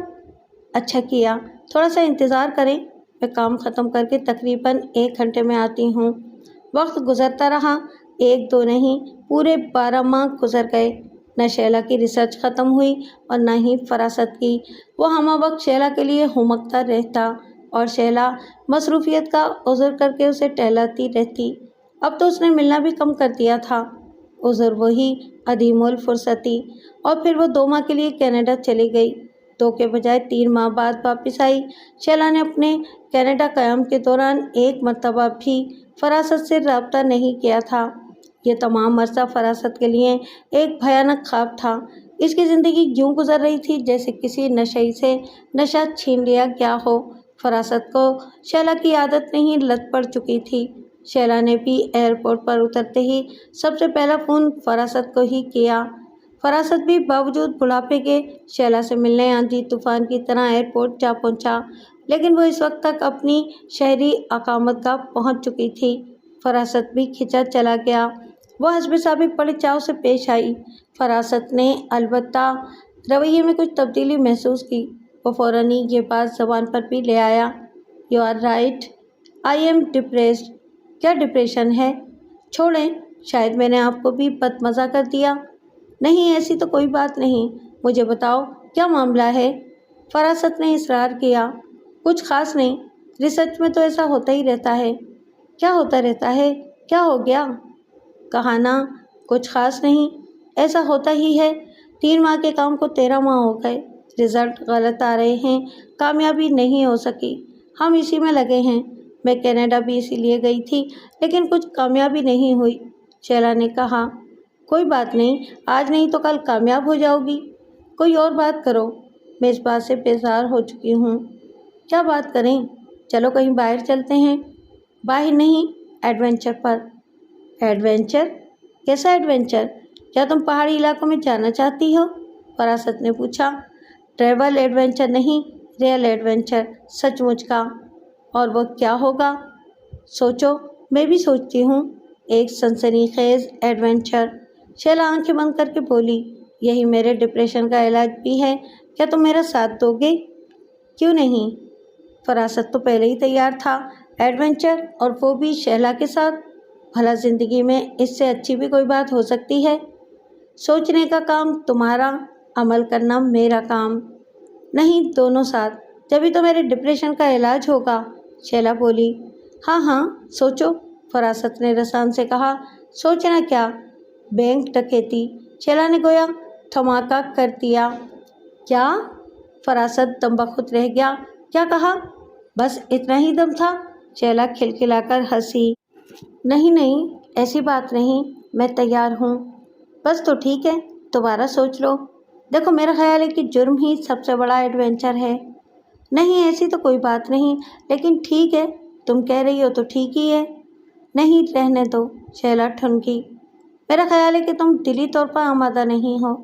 ایسی بات نہیں، میں تمہارے ساتھ ہوں، ہم ایک بڑی بینک ڈکیتی کریں گے، وہ سینہ پھلا کر بولا۔ سچ بات تو یہ ہے کہ فراست کا مزاج مجرمانہ نہیں تھا، وہ گناہ گار ضرور تھا، لیکن جرائم پیشہ نہ تھا۔ تم جانتے ہو، میں سائنسدان ہوں، ہر کام سائنٹیفک انداز میں کرتی ہوں، یہ ڈکیتی بھی سائنٹیفک ہوگی، شیلا نے اسے کہا۔ ٹھیک ہے، اب یہ سوچو کہ کون سا بینک؟ بینک؟ شیلا نے سوچنے کی اداکاری کی۔ تمہارے گاؤں میں بھی تو، میرا مطلب ہے کہ شہر میں بھی تو بینک ہے، بس اسے ہی لوٹ لیں گے۔ یعنی عادل آباد بینک ڈکیتی؟ فراست کا دم اکھڑنے لگا۔ ہاں، سب سے بڑی اور سب سے آسان ڈکیتی۔ شیلا کی آواز عجیب ہو گئی۔ راکٹ تو واقعی راکٹ بنا ہوا تھا۔ لمحوں میں اس نے نئی موٹر سائیکل کا تالا کھولا تھا، اچھل کر موٹر سائیکل پر سوار ہوا، بیٹھتے بیٹھتے زوردار کک ماری، موٹر سائیکل اسٹارٹ تھی۔ وہ بلا کی رفتار سے موٹر سائیکل دوڑاتا ہوا اپنی منزل کی طرف بڑھا جا رہا تھا۔ ایسا سب کے ساتھ ہوتا ہے۔ انسان بعض اوقات جس چیز کو منزل قرار دیتا ہے وہ اس کی منزل نہیں ہوتی۔ یہ بھی ہوتا ہے کہ منزل پر پہنچ کر پتہ چلا کہ یہ تو منزل ہی نہیں۔ ہمارا ایمان ہے، ہر گناہ اور ہر جرم قانون اور سزا کی منزل پر پہنچ کر ہی ختم ہوتا ہے۔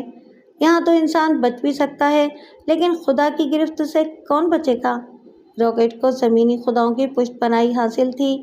وہ قانون اور سزا کے خوف سے بے پرواہ موٹر سائیکل بھگاتا ہوا سیدھا سیٹھ رمضان کے اڈے پر پہنچا۔ لیکن یہ کیا؟ آج گلی میں موبائل کھڑی تھی، پولیس اہلکار بندوقیں سونتے کھڑے تھے۔ کیا جرم قانون کی منزل پر آن پہنچا تھا؟ کہیں سیٹھ رمضان کو اٹھا تو نہیں لیا گیا؟ اس کے دماغ کے بعید ترین گوشے میں خیال ابھرا۔ اسی لمحے اسے روک لیا گیا۔ موٹر سائیکل رکتے ہی پولیس والے کا ہاتھ چل پڑا۔ کیا نام ہے تیرا؟ ڈانٹ کر پوچھا گیا۔ عبد المجید صاحب، عبد المجید۔ راکٹ نے اپنا درست نام فوراً دہرایا۔ پورا نام بتاؤ اے۔ دوسرا زوردار تھپڑ پڑا اور اسے عقل آ گئی۔ راکٹ جی، راکٹ، عبد المجید راکٹ۔ یہ موٹر سائیکل تیرے باپ کی ہے؟ اس بار کسی نے گدی نہ پی۔ راکٹ کو چکر سا آ گیا۔ اس نے موٹر سائیکل چھوڑ دینا ہی مناسب سمجھا۔ اسٹینڈ سے لگا کر موٹر سائیکل سے اتر گیا، پھر ہاتھ جوڑ کر کھگے آیا۔ صاحب، میں بہت غریب آدمی ہوں، آپ کو کوئی غلط فہمی۔ چٹاک کے ساتھ ایک اور تھپڑ کی آواز آئی۔ غلط فہمی کے بچے، یہ تیرے باپ کی موٹر سائیکل ہے؟ لا کاغذات لا۔ وہ سنتری صاحب، بات یہ ہے، بات کے بچے، موٹر سائیکل چور کی اولاد سالہ۔ پھر تو وہیں گلی میں کھڑے کھڑے ہی اس کی طبیعت سے دھلائی کر دی گئی۔ ڈالو اس کو گاڑی میں، کسی نے آواز لگائی۔ فوراً ہی اس کی آنکھوں پر پٹی باندھی گئی، اسے ہاتھوں پیروں سے پکڑ کر اٹھایا گیا اور گاڑی میں پٹک دیا گیا۔ रॉकेट की कमर पुलिस मोबाइल के सख्त फर्श से टकराई और इसकी आंखों के आगे अंधेरा छाने लगा। इसे सबसे ज़्यादा खौफ इस बात से आ रहा था कि कहीं पुलिस इसका इनकाउंटर न कर दे। गाड़ी सायरन बजाती हुई चलती रही और वो मौत के खौफ से लरसता रहा। सेठ रमज़ान का क्या हुआ? वो तो सबको बाकायदगी से भत्ते देता था, क्या इसे भी उठा लिया गया है? रॉकेट सोचता रहा, उलझता रहा और परेशान होता रहा। परेशानी ज़्यादा देर तक नहीं रही। जल्द ही मुतल्लिका थाना आ गया और इसे मज़ीद चंद हाथ झाड़ कर लॉकअप कर दिया गया। चोरीशुदा नई मोटरसाइकिल का दूर दूर तक पता नहीं था। वो शायद मज़ीद चोरी हो गई थी, कानून को प्यारी हो गई थी या शामिल तफ्तीश कर ली गई थी। कुछ भी हुआ हो, मोटरसाइकिल अब इसके असल मालिक को मिलने का इम्कान बहुत ही कम था। अब्दुल मजीद उर्फ रॉकेट में बचपन ही से ये खुसूसियात पाई जाती थीं, चोरी और तेज़ी। नामालूम कैसे वो चीज़ें चुराने की जानिब माइल हुआ और फिर दुरुस्त तरबियत न होने की बिना पर यह आदत ख़त्म होने के बजाय पुख्ता होती चली गई, यहाँ तक कि उसका हुनर और ज़रिया माश बन गई। दूसरी आदत तेज़ रफ्तारी की थी। हर काम वो निहायत सुरत से किया करता था, यहाँ तक कि बात भी बहुत जल्दी करता था। अक्सर सामने वाला समझ ही नहीं पाता था कि वो क्या कह रहा है। वो जुर्म की दुनिया में पड़ा हुआ था। अब सिर्फ एक फ़र्द के लिए हफ्ते 2 हफ्ते में 1 या 2 मोटरसाइकिलें उठा लेता था। गुज़र बसर मुनासिब हो रही थी कि अचानक ये उफ्ताद आन पड़ी। रॉकेट कम ही पकड़ा गया था। जब भी पकड़ा गया जल्द ही छूट गया था। थाने से आगे कोर्ट कचहरी की कभी नौबत नहीं आई थी। अब भी उसका ख्याल था कि 1-2 दिन में छूट जाएगा। लॉकअप में गर्मी, ख़ब्ज़, बदबू और मुलजिम भरे हुए थे। शाम तक अगरचे कुछ खाने पीने को नहीं मिला था, लेकिन किसी कदर सब्र आ गया था। खुद ब खुद रिहाई की उम्मीद कायम होती चली जा रही थी। नामालूम क्यों रात को कहीं से बचे कुचे खाने की देर आ गई थी, जिसे लॉकअप के सभी मकीनों ने पेट भरकर उम्दा बिरयानी खाई और भेजने वाले को खूब ही दुआएं दीं। आधी रात के करीब एसएचओ ने इसे बुलवाया। एसएचओ के हुक्म पर इसे मज़ीद ज़दोकोब किया गया। बता, किसके लिए काम करता है? सेठ रमज़ान के लिए। रॉकेट ने फ़ौरन उगल दिया। वो जानता था कि सेठ रमज़ान का ऊपर तक वास्ता है। एक और ज़ोरदार थप्पड़ पड़ा। वो गिरते गिरते बचा। छूटे? सेठ रमज़ान की तो तूने आड़ ले रखी है। असल में किसके लिए काम करता है? इसने पूछा। बताओ, इसको बताओ। इसकी उंगलियों के निशान बम धमाके वाली मोटरसाइकिल से मिले हैं। ऐसे चौथाड़ा सच बोलता है या उतारूं तेरी भी खाल? शहर में जगह जगह बम धमाके हो रहे थे, लोग मर रहे थे। दहशतगर्द बम मोटरसाइकिलों में नस्ब करके छोड़ जाते थे और बीसियों लोग जान से जाते थे। एसएचओ का ये कहना था कि ऐसी किसी मोटरसाइकिल पर रॉकेट की उंगलियों के निशानात मिले हैं। खुद रॉकेट के लिए किसी बम धमाके से कम नहीं था।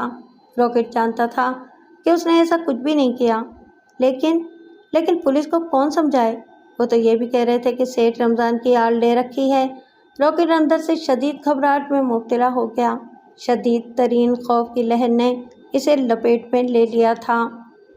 इतना खौफज़दा तो वो ज़िंदगी में शायद ही कभी हुआ हो। इल्ज़ाम ही ऐसा था। रॉकेट की खामोशी पर पुलिस ने इसकी मज़ीद धुलाई की। आखिर एसएचओ बोला, बस करो, पर्चा काटो और सुबह से अदालत में और मीडिया के सामने पेश कर दो। बम धमाकों का असल मुजरिम गैर मुल्की एजेंट गिरफ्तार। इसके कब्ज़े से गैर मुल्की पासपोर्ट और दस्तावेज़ात भी बरामद। 2 दस्ती बम और एक खुदकुश जैकेट भी साथ लगा दो। एसएचओ अहकामात देकर चला गया। इस मरतबा इसे अलहदा कमरे में बंद किया गया। यहाँ रोशनी और हवा का गुज़र कमी था, लेकिन एक पंखा चल रहा था और एक पलंग बिछा हुआ था। वो गिरता पड़ता और कराता हुआ सर पकड़कर पलंग पर बैठ गया और अब तक पेश आने वाले भयानक वाक़ियात और इल्ज़ामात पर गौर करने लगा। गौर क्या खाक करता, ज़िंदगी में कभी गौर किया होता तो शायद आज इस अंजाम को नहीं पहुँचता। तमाम रात बैठा वो रोता और लरसता रहा। खुदावंद करीम से अपने करदा और नाकर्दा गुनाहों की माफ़ी मांगता रहा। इसे वो बच्चा याद आ रहा था जिस मासूम के सर पर पिस्टल रखकर उसने उसके बाप से मोटरसाइकिल छीनी थी। इसे वो नई नवेली दुल्हन की मासूम इल्तिजाएं याद आ रही थीं जिसके मजाजी ख़िदा से उसने मोटरसाइकिल छीनी थी। वो तौबा करता रहा और रोता रहा। رات کے آخری پہر دروازہ کھلا، دوبارہ اس کی آنکھوں پر پٹی باندھی گئی، ہاتھ پشت پر باندھے گئے اور اسے آگے دھکیلا جانے لگا۔ راکٹ کا دل ٹوٹ گیا۔ وہ سمجھ گیا کہ شاید اب کبھی وہ سورج کی روشنی نہ دیکھ سکے گا۔ دو افراد نے پکڑ کر اسے ایک آرام دہ گاڑی کی پچھلی نشست پر بٹھایا۔ یہ ایک بے آواز، سبک اور عمدہ کار تھی۔ اے سی کی ٹھنڈک فرد کا احساس دلاتی تھی۔ دونوں جانب دو افراد بیٹھ گئے۔ کسی کے منہ سے ایک لفظ نہیں نکلا تھا اور راکٹ کی تو خوف کے مارے گھگھی بندھی تھی۔ وہ کیا بولتا؟ گاڑی چل پڑی۔ گاڑی بہت دیر چلی، یہاں تک کہ اسے کسی عمارت کے کمرے تک لے جایا گیا۔ یہاں شاید میز اور کرسیاں تھیں۔ اسے ایک کرسی پر بٹھا دیا گیا۔ شاید نزدیکی ایک بہت تیز بلب روشن تھا، جس کی روشنی آنکھوں پر بندھی پٹی کے باوجود محسوس ہو رہی تھی۔ کسی نے ایک جھٹکے سے اس کی آنکھوں سے پٹی ہٹا دی۔ چکا چوندھ روشنی پڑی۔ اس کی بینائی بحال ہونے میں کچھ وقت لگا۔ اس نے دیکھا سامنے اسے صرف ایک چہرے کے ادھورے خد و خال نظر آ رہے تھے۔ ایک توانا آدمی گول گول شیشوں والی نظر کا چشمہ لگائے کھڑا تھا۔ I am sorry Abdul Majeed, تمہارے ساتھ کچھ ٹھیک نہیں ہوا، لیکن تم ایک چھوٹا سا کام کر کے سب کچھ دوبارہ ٹھیک کر سکتے ہو۔ کیا تم فیصلہ کر سکو گے؟ راکٹ کی کچھ سمجھ میں نہیں آ رہا تھا۔ صاحب میں بے قصور ہوں، میں بے قصور ہوں۔ میں صرف چھوٹی موٹی چیزیں یا موٹر سائیکل چراتا ہوں اور بس۔ وہ چہرہ پھر کسی قدر تاریکی میں ہو گیا۔ تیز بلب سامنے ہونے کی بنا پر ویسے ہی راکٹ کو کچھ نظر نہیں آ رہا تھا۔ میں جانتا ہوں تم معصوم ہو، تم پر غلط الزامات لگائے جا رہے ہیں۔ اس سب کو بھول جاؤ۔ مجھے یہ بتاؤ، کیا تم ایک فیصلہ کر سکو گے؟ ایک چھوٹا سا فیصلہ، ہمارے لیے ایک چھوٹا سا کام، ایک ڈیل کرو۔ یقین جانو تم آسانی سے کر سکو گے۔ بولو، کرو گے؟ صاحب، آپ اگر حکم دیں گے، آپ لوگ اگر ساتھ دیں گے تو راکٹ بڑے سے بڑا کام کر سکتا ہے۔ راکٹ سینہ پھلا کر بولا، گڈ، حکم کریں صاحب، کیا کرنا ہے؟ کیا کسی کو لڑکانا ہے؟ ارے نہیں، بہت چھوٹا کام ہے، بغیر کسی شور شرابے اور بغیر فائرنگ دھماکے، اگر کسی قتل و غارت گری کے ایک چھوٹا سا کام، ہر چیز تمہیں تیار ملے گی۔ عادل آباد جیسے چھوٹے علاقے کے بینک میں ڈاکہ ڈالنا ہے۔ ارم کے لیے نہ صحیح، لیکن صارم کے لیے۔ ارم سے ملنا بہت ضروری تھا۔ وقت گزرنے کے ساتھ ساتھ اس کے التفات میں اضافہ ہو رہا تھا۔ عادل آباد کے قدرتی اور فطری ماحول میں پلا بڑھا وہ ایک باصلاحیت نوجوان تھا۔ نصف درجن سے زائد تو کھیلوں میں اس نے حصہ لیا تھا، جس میں مارشل آرٹس، شطرنج اور دیگر کھیل شامل تھے۔ تقریباً 2.5 برس اس نے لندن میں گزارے۔ علم و ادب اور کمپیوٹر سے لے کر پتہ نہیں کیا کیا سیکھتا رہا۔ باپ بھی شوقین مزاج تھا، اپنی اولاد کو علوم و فنون میں بڑھتا دیکھ کر خوش ہوتا تھا اور بڑھاوا دیتے تھے۔ صارم کی والدہ کو البتہ لندن میں تعلیم سے لے کر دیگر تمام مشاغل سخت ناپسند تھے۔ ان کا واضح موقف تھا کہ جب صارم کو نوکری ہی نہیں کرنی تو وہ گھر سے اتنی دور اجنبی دیس، اجنبی ماحول میں کیوں رہے۔ صارم کی حرکتیں عجیب تھیں اور اس کی یہ عجیب حرکتیں اس کی والدہ کو ایک آنکھ نہ بھاتی تھیں۔ مثلاً وہ سال میں کئی ہفتے اور کبھی تو کئی مہینے پہاڑوں یا برف داروں میں گزارا کرتا تھا۔ باپ نے البتہ ہمیشہ اسے بڑھاوا ہی دیا تھا۔ لندن سے واپس آنے کے بعد وہ مہینوں والد کے کاموں میں ہاتھ بٹاتا رہا۔ نزدیکی شہر جو کہ ان کے صوبے کا صوبائی دارالخلافہ بھی تھا، اس کا مسلسل آنا جانا رہتا تھا۔ وہاں اس کے کئی دوست بھی تھے۔ ایسے ہی ایک دوست کا اسے فون آیا۔ وہ لندن میں صارم کا کلاس فیلو رہا تھا۔ آج کل وہ ایک نجی بینک میں اہم عہدے پر تھا۔ کیا تم کل سے میرے دفتر آ سکتے ہو؟ 10 بجے؟ ہاں، آ تو سکتا ہوں۔ خیریت ہے؟ ہاں، سب خیریت ہے۔ یوں سمجھ لو کہ بینک کے بارے میں تم سے ایک مشورہ کرنا ہے۔ بینک؟ اوکے، ضروری ہے؟ ہاں، ضروری ہے۔ میں پہنچ جاؤں گا، لیکن خدا را اپنے آفس کی بدمزہ چائے کے بجائے سامنے پٹھان کے ہوٹل کی عمدہ چائے پلوانا۔ اوکے۔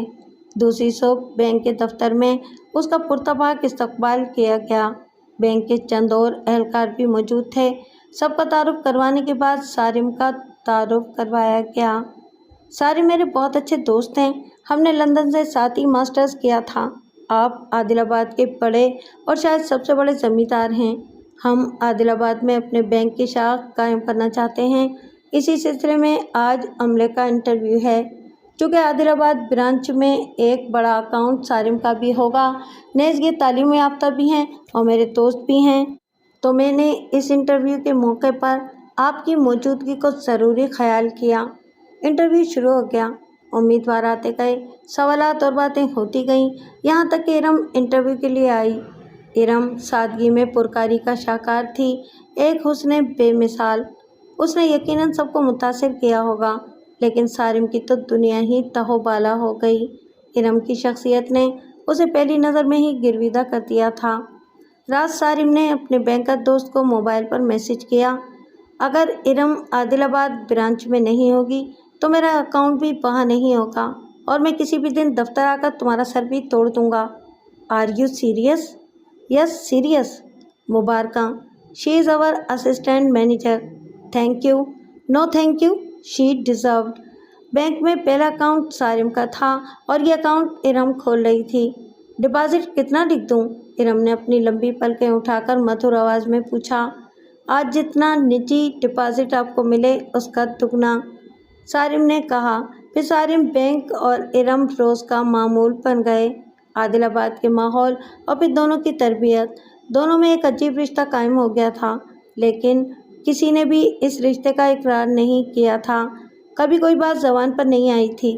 دونوں جانتے تھے کہ وہ ایک دوسرے کو ٹوٹ کر چاہتے ہیں، لیکن ارم جانتی تھی کہ ایک چھوٹی سی غلطی اس کے باپ کے مان کو ختم کر دے گی۔ سارم بھی واقف تھا اور وہ احترام کرتا تھا۔ وقت تیزی سے گزرتا رہا۔ سارم کے والد کا انتقال ہوا، تمام تر ذمہ داریاں اس کے کاندھوں پر آ گئیں۔ وقت گزرتا رہا، ارم اسی برانچ کی مینیجر بن گئی۔ اب بھی دونوں محتاط تھے۔ کچھ لوگوں کو تمام تر احتیاط کے باوجود یقیناً کچھ شک تھا، لیکن اس موہوم شک کی دونوں کو پرواہ نہیں تھی۔ سارم روزانہ یا ہر دوسرے دن بینک آ جاتا تھا۔ بظاہر وہ حساب کتاب کے لیے آتا، لیکن وہ سیدھا ارم کے پاس جاتا۔ وہیں دونوں ایک ساتھ ایک ایک کپ چائے پیتے، وہیں سارم کے بینک کے معاملات بھی نمٹ جاتے۔ اس دوران میں کسی بھی کسٹمر یا اسٹاف ممبر کے آنے پر کوئی پابندی نہ تھی۔ دونوں کے درمیان عجیب رشتہ تھا۔ اس تمام تر عرصے میں صرف ایک مرتبہ ارم نے سارم کو ہاتھ لگایا۔ سارم اپنے والد کے انتقال کے بعد جب پہلی بار بینک آیا اور صرف ارم کے سامنے اس کی آنکھیں کسی قدر نم ہوئیں تو ارم نے اس کے ہاتھ پر ہاتھ رکھ کر نرمی سے کہا، حوصلہ رکھو، اور پانی لینے اٹھی۔ یہ عجیب پریم کہانی تھی۔ اب سے کچھ عرصہ پہلے سارم نے پہلی مرتبہ ارم کے ہاتھ پر ہاتھ رکھا۔ ارم اپنے چیمبر میں اپنی کرسی پر تھی۔ سارم نہ جانے کس موڈ میں تھا، اس نے چائے بھی نہیں پی تھی اور جلدی میں بھی تھا۔ یہ عجیب پریم کہانی تھی۔ اب سے کچھ عرصہ پہلے سارم نے پہلی مرتبہ ارم کے ہاتھ پر ہاتھ رکھا۔ ارم اپنے چیمبر میں اپنی سیٹ پر تھی۔ سارم نہ جانے کس موڈ میں تھا، اس نے چائے بھی نہیں پی تھی اور جلدی میں بھی تھا۔ بی بی جی، جلدی آپ کی چھٹی ہونے والی ہے۔ چھٹی؟ کیا مطلب؟ آپ ملازمت چھوڑنے والی ہیں؟ ہیں؟ وہ کیوں اور کیسے؟ ارم حیران تھی اور کسی قدر پریشان۔ سارم نے بڑی محبت سے اس کے ہاتھ پر اپنا ہاتھ رکھا۔ ارم کو سمجھ نہیں آ رہا تھا کہ کائنات ساکت ہو گئی ہے یا دل دھڑکنا بھول گیا ہے۔ میری امی 1-2 دن میں آپ کے گھر آنے والی ہیں، آپ کو اپنے گھر لانے کے لیے، اس نے کہا اور وہاں سے نکلتا چلا گیا۔ اس تمام ماہ و سال میں وہ بمشکل 1 یا 2 مرتبہ ساتھ کہیں گئے ہوں گے۔ آج یہ ساری یادیں اسے بے طرح یاد آ رہی تھیں۔ وہ ایک چھوٹے سے شہر کے ایک دور افتادہ پلیا پر سر پکڑے، ہاتھ گھٹنے پر ٹکائے، منہ بسورے بیٹھا تھا۔ وقت گزرتا رہا۔ ارم کا آج کا رویہ اسے دل ہی دل میں خون کے آنسو رلاتا رہا۔ پھر نہ جانے کب اسے احساس ہوا کہ وہ بے خود بیٹھا ہے۔ وہ آہستگی سے اٹھا اور عادل آباد کی طرف چل پڑا۔ تمام راستے وہ سوچتا رہا اور پریشان ہوتا رہا کہ آخر کیوں؟ ارم تو کبھی کسی غیر کے ساتھ بھی اس طرح بدتمیزی سے پیش نہیں آئی تھی۔ سارم کے ساتھ اس نے ایسا کیوں کیا؟ وہ بوجھل قدموں اور ٹوٹے دل سے واپس آیا۔ اپنے دفتر میں داخل ہوتے ہی اسے پہلی اطلاع یہ ملی کہ شہر سے کرنل عارف کا فون تھا۔ آپ کا موبائل بند جا رہا تھا۔ انہوں نے کہا کہ جیسے ہی آپ سے رابطہ ہو آپ کی ان سے بات کروا دی جائے، ان کا نمبر یہ ہے۔ صارم نے سب سے پہلے تو ٹٹول کر دیکھا کہ اس نے اپنا موبائل کہاں رکھ دیا ہے۔ موبائل اس کی پتلون کی جیب میں تھا اور نہ جانے اس نے کب آف کر دیا تھا اور بھول گیا تھا۔ اس نے موبائل آن کیا اور کرنل عارف کے نمبر پنچ کرنے لگا۔ ہیلو، السلام علیکم۔ سلسلہ ملنے پر صارم نے کہا، میں صارم، عادل آباد سے صارم بول رہے ہیں؟ کرنل عارف نے بات کاٹتے ہوئے سوال کیا۔ جی ہاں، صارم نے جواب دیا۔ صارم، میں کرنل عارف بول رہا ہوں، آپ سے ایک بہت ضروری کام کے سلسلے میں ملنا چاہتا ہوں۔ کیا یہ ممکن ہے کہ آپ یہاں آ جائیں؟ صارم سوچ میں پڑ گیا۔ طرح طرح کے اندیشے سر اکھاڑنے لگے۔ اگر آپ کے لیے یہ ممکن نہ ہو تو آپ ہمیں بھی مدعو کر سکتے ہیں، لیکن مناسب یہی ہے کہ آپ تشریف لے آئیں۔ ٹھیک ہے، کب اور کہاں آنا ہے؟ صارم نے گہری سانس لے کر کہا۔ کرنل صاحب شہر میں ہیڈ کوارٹر کا محل وقوع سمجھانے لگے۔ صارم، یہ قومی سلامتی کا معاملہ ہے، جتنی جلدی آ سکو اتنا ہی اچھا ہے۔ سلسلہ منقطع کرنے سے پہلے کرنل عارف نے کہا، یہ بات تو سمجھ میں آتی ہے کہ عادل آباد کے بینک میں سیکورٹی کے انتظامات اچھے نہیں ہوں گے۔ یہ ایک آسان ڈکیتی ثابت ہوگی، لیکن یہ بڑی ڈکیتی کیسے ہوگی؟ فراست علی خان نے نہ سمجھتے ہوئے سوال کیا۔ فراست، وقت آنے پر سب پتہ چل جائے گا، مجھے ذرا کام مکمل کر لینے دو، ایک مرتبہ پھر تم عادل آباد کے دولت مند ترین انسان ہوں گے۔ شیلا نے اسے مزید لالچ دیا اور فراست اپنی رہی سہی فراست بھی کھو بیٹھا۔ شیلا نے نہایت تیز رفتاری سے کام کیا۔ وہ انتظامات مکمل کرتی چلی گئی۔ اس تمام عرصے میں اس نے فراست سے صرف ایک کام لیا تھا۔ وہ کام بھی بڑا عجیب و غریب تھا۔ تقریباً مہینہ بھر پہلے اس نے فراست کو ایک چھوٹی سی چپٹی سی چپ دی تھی۔ یہ الیکٹرانک چپ تھی، اس ہدایت کے ساتھ کہ اسے صارم کے موبائل کو کھول کر ایک خاص خانے میں فٹ کرنا تھا۔ فراست کو یہ بات سمجھ میں نہیں آئی، لیکن ظاہر ہے وہ سوال نہیں کر سکتا تھا۔ پھر 15 ہی دن بعد کہا گیا کہ اب وہ صارم کا موبائل چرا کر شیلا کو لاتے۔ یہ بھی کون سا مسئلہ تھا؟ اس کام کے علاوہ اس نے بس انتظار کیا اور شیلا کو استعمال کیا۔ کل رات شیلا نے فراست کو فارم ہاؤس پر بلوا لیا۔ جب سے شیلا کینیڈا سے آئی تھی، آج وہ پہلی مرتبہ یہاں مل رہے تھے۔ اقامتی کمرے میں پہنچتے ہی فراست نے اس کا ہاتھ پکڑ لیا۔ او نو، ابھی بہت کام ہے، شیلا غرائی۔ آج شیلا کا رویہ اور لہجہ فراست کو عجیب سا لگ رہا تھا۔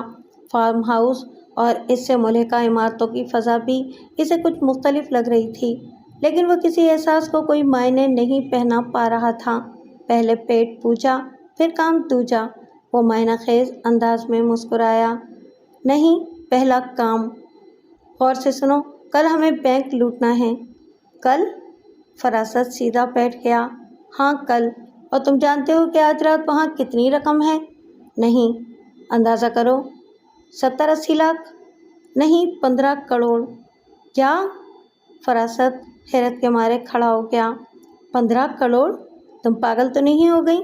یہاں عادل آباد میں؟ جی ہاں، یہاں عادل آباد میں۔ مجھے یقین نہیں آ رہا۔ کل صبح آ جائے گا جب رقم تمہارے قبضے میں ہوگی۔ شیلا آپ سے تم پر آ گئی تھی، لیکن فراست کی سانس پھولنے لگی۔ پلان کیا ہے؟ بہت سادہ، ایک خاص وین تیار کی گئی ہے، تم اسے چلا پھرا کر دیکھ لو۔ اس کے انجن میں کچھ تبدیلیاں کر کے اسے مزید پاورفل بنایا گیا ہے۔ تمہیں صرف وہ وین ڈرائیو کرنی ہے۔ صبح یہاں سے وین لے کر جانا اور بینک کے سامنے پارک کر دینا۔ انجن اسٹارٹ رکھنا۔ 2 آدمی تمہارے ساتھ ہوں گے، راکٹ اور عاشق۔ ایک کے پاس کلاشنکوف، ایک کے پاس ٹی پستول۔ عاشق بہترین الیکٹریشین بھی رہ چکا ہے، مزید تربیت اسے ہم نے دے دی ہے۔ وہ لمحوں میں بینک کا الارم سسٹم ناکارہ کر دے گا۔ اور گارڈز کے پاس اتنا اچھا اسلحہ نہیں ہوتا، لیکن راکٹ واقعی راکٹ ہے، وہ پہلے ہی انہیں غیر مسلح کر چکا ہوگا۔ تم فکر مت کرو، راکٹ کی اسپیڈ واقعی تیز ہے۔ یہ دونوں سارے کام کر کے رقم لے آئیں گے۔ تمہیں صرف یہ کرنا ہے کہ جب یہ گاڑی میں بیٹھ جائیں اور نوٹوں سے بھرے بیگ گاڑی میں رکھ دیں تو گاڑی پرانے راستے سے جھیل تک لے جانا۔ इन दोनों को गोली मारना और गाड़ी झील में फेंक कर आ जाना। शैला ने एक पिस्तौल फरासत की गोद में डाल दिया। तुम पागल हो गई हो? मैं इन दोनों को मार कर और गाड़ी झील में? हाँ हाँ, ये रकम फौज की है, 15 करोड़। आम अफराद को इसका पता नहीं है कि यहाँ जल्दी एक छोटी फौजी छावनी तामीर होने वाली है। ये सरहदी इलाका है ना, तो किसी वजह से फ़ौज और हुकूमत का ये फ़ैसला है। ये रकम छोटी छावनी की तामीर की इब्तिदाई लागत है। इस रकम की चोरी होते ही हर तरफ तलाशी का अमल शुरू हो जाएगा। मैंने ये इंतज़ाम किया है कि ये तमाम रकम वाटर प्रूफ बैग में सील बंद की जाएगी। पानी का एक कतरा भी अंदर नहीं जा सकेगा। जब तलाश बंद हो जाएगी तो कुछ अरसे बाद हम रकम निकाल लेंगे, किसी को शक भी नहीं हो सकेगा। लेकिन कत्ल? फरासत हिचकिचाया। डर गए? किसी को पता भी नहीं चलेगा। हमारी पूरी कोशिश है कि बैंक में और रास्ते में कोई हादसा ना हो, ना कोई मरे। तुम्हें तो बस जंगल में कहते हैं, जंगल में मोर नाचा किसने देखा? फरासत ने जंगल में 2 बंदरों को मारा किसने देखा? और फिर तुम खुद ही इन्हें आबी कब्र में उतार दोगे। शैला की ज़रा सी मेहनत से फरासत सब कुछ करने को तैयार हो गया। अच्छा, एक सवाल और, तुम्हें कैसे यकीन है कि रकम बैंक में मौजूद है? अच्छा सवाल है। Black mailing. ये जो बैंक मैनेजर इरम है ना, ये अपनी और अपने बाप की इज्जत से बहुत डरती है। हमने इसके लिए तुम्हारे भतीजे सारिम को इस्तेमाल किया। बड़ा खूबसूरत लड़का है। सारिम और इरम के दरमियान एक खामोश और अफलातूनी किस्म का रोमांस जारी है। अच्छा, क्या वाकई? यार मुझे तो पता ही नहीं था। इरम मास्टर अख्तर साहब की लड़की बड़ी प्यारी बच्ची है, हमारी बहू बनेगी। वाह, मज़ा आ जाएगा। अच्छा ख्याल है। फरासत फ़ौरन बुज़ुर्ग बन गया। हमने इसी ताल्लुक़ को इस्तेमाल किया था। याद होगा तुमने सारिम के मोबाइल में एक चिप लगाई थी, फिर वो मोबाइल हमें ला दिया था। इसमें से हमने काम के जुमले निकाल कर स्या को सबाक से हटाकर इरम को सुना दिए। वो जाहिल तो खुदकुशी करने पर आमादा हो गई। Nonsense, stupid. सारा प्लान ही चौपट कर देती। फिर मैंने बराह रास्त बात करके सिर्फ इसे इस बात पर राज़ी किया कि वो हमें रकम के आने की दुरुस्त इत्तला सिर्फ एक नंबर पर और सिर्फ एक लफ्ज़ी मैसेज करके देगी। तो क्या उसने ऐसा किया? फरासत ने हैरत से पूछा। कैसे नहीं करती? अरे ये मसला इसकी खुदकुशी से हल होने वाला नहीं था। अगर इसके मरने के बाद भी ये टेप आम हो जाए तो क्या होगा? क्या ये ख़ानदान आदिलाबाद में ज़िंदा रह सकेगा?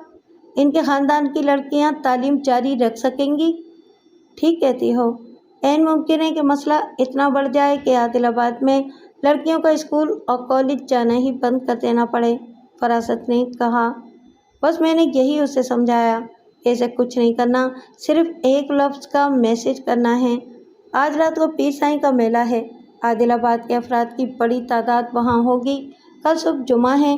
आदिलाबाद की हफ्तेवार तातील, बाज़ार और दुकानें बंद होंगी। बैंक खुला होगा और उसके दरवाजे फरासत के लिए खुले होंगे। ओके।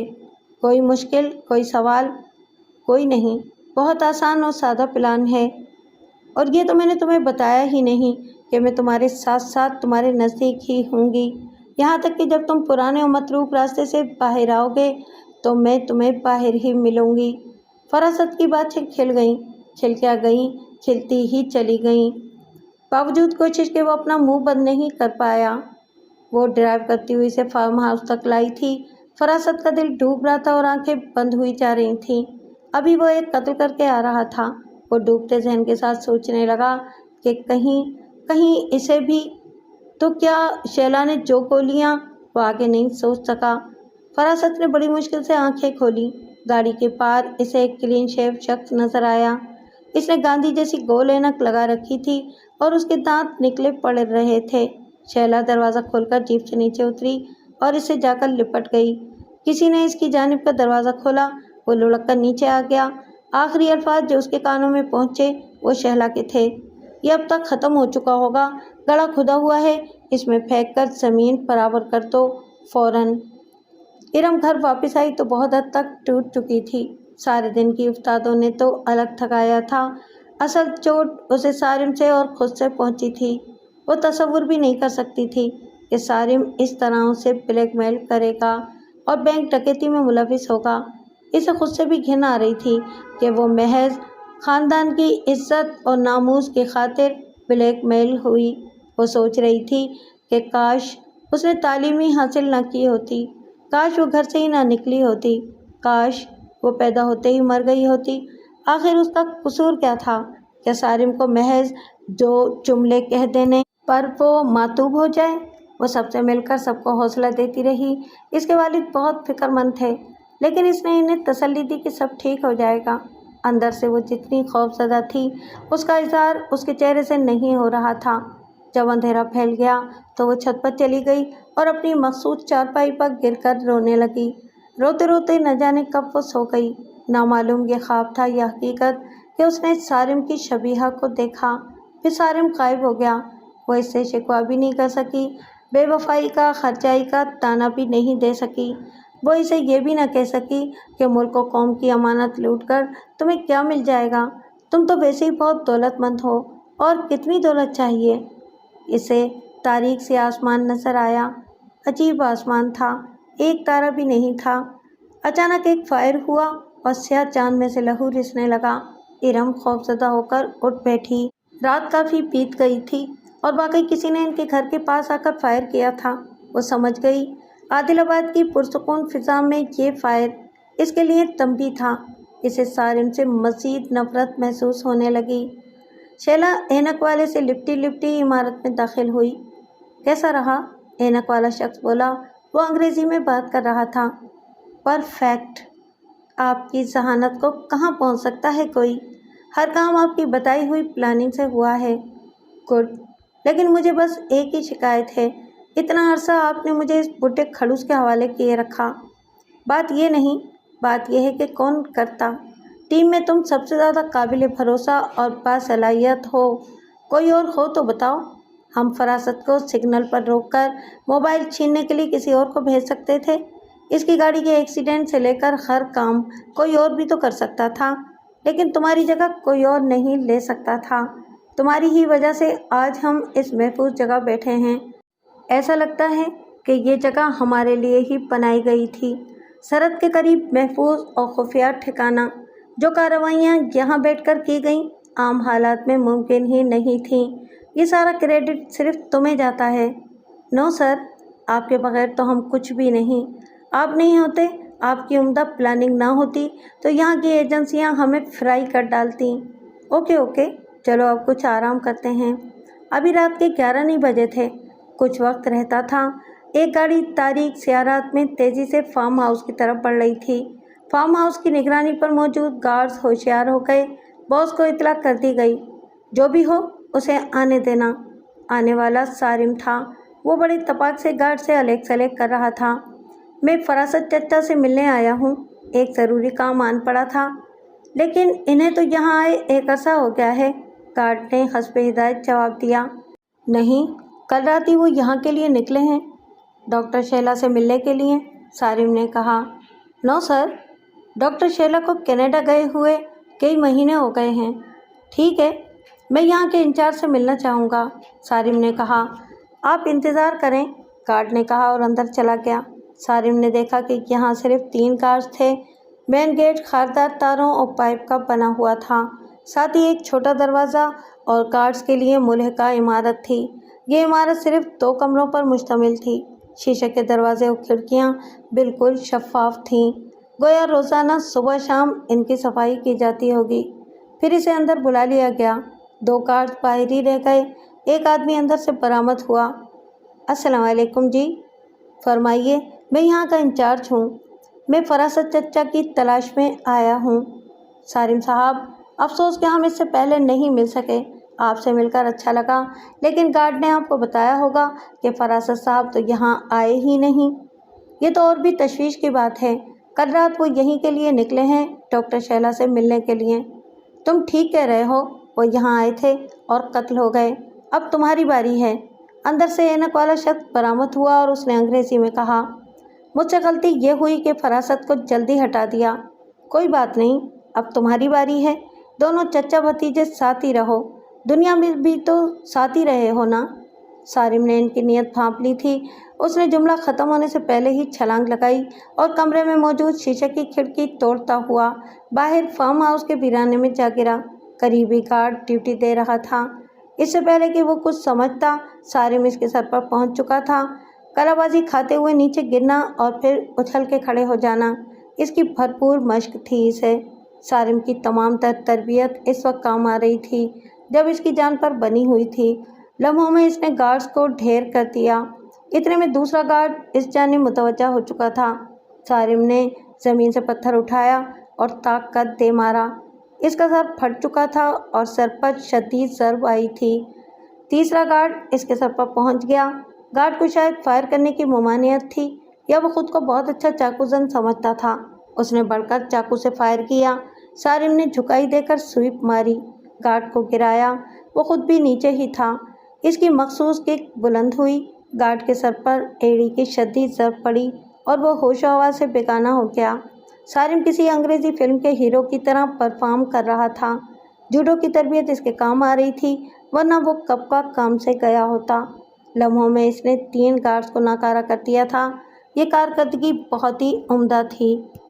अचानक ऐनक वाला आदमी खिड़की में नजर आया।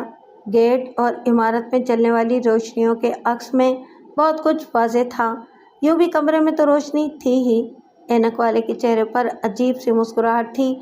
उसने ऐनक उतार कर करीबी रखी और तालियां बजाने लगा। शाबाश सारिम, तुमने तो कमाल ही कर दिया। फिर उसने खिड़की से छलांग लगा दी। ज़मीन पर पैर लगते ही वो दोबारा उछला और अब की बार दोनों टांगें सारिम के सीने पर पड़ीं। सारिम को लगने वाली फ्लाइंग किक भरपूर थी। दोनों गिरे, लेकिन ऐनक वाला तो यूं जंप लगाकर खड़ा हो गया जैसे किसी स्प्रिंग के गद्दे पर गिरा हो। सारिम की आंखों के आगे अंधेरा छा गया। वो सर झटकने लगा। तुम अभी बच्चे हो सारिम, गलत जगह आ गए हो। यहाँ से ज़िंदा वापस नहीं जा सकोगे। इसके बाद तो सारिम को मोहलत ही नहीं मिली कि कुछ कर सके। वो इस तवातुर और तेज़ी से पिटा कि उसने समझ लिया कि उसका आखिरी वक्त आ गया है। वो खुद लड़ाई भिड़ाई का माहिर था, लेकिन सारिम को हसरत ही रही कि एक हाथ ही मार सके। वो लहूलुहान हो रहा था। मार खाने की हिम्मत जवाब दे गई थी। एक मरतबा किसी ने इससे पूछा था कि MMA या बॉक्सिंग का चैम्पियन कौन बन सकता है।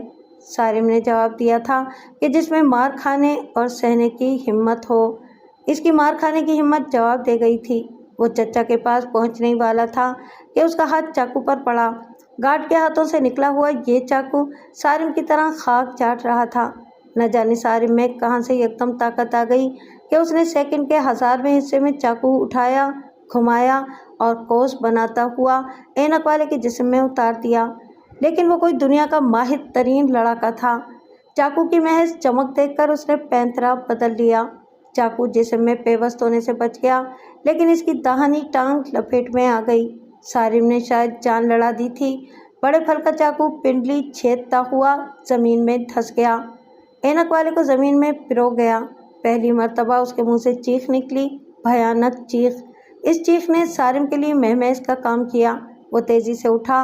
मुकाबिल का बायां हाथ उसकी गिरफ्त में आया और फिर जूडो के माहिर ने उसके हाथ को पकड़कर जो झटका दिया तो वो कंधे से उतर गया। सारिम ने इसी पर बस न की, इसकी दूसरी टांग भी तोड़ डाली। अब वो खुद भी करीब ही पड़ा हाँफ रहा था और करा रहा था। सारिम को खदशा था कि वो शख्स जिसने सारिम से बतौर इंचार्ज बात की थी, किसी भी वक्त मज़ीद कुमक के साथ आ सकता था। खासी देर बाद वो उठने के काबिल हुआ। ऐनक वाला आदमी या तो बेहोश हो गया था या बन रहा था।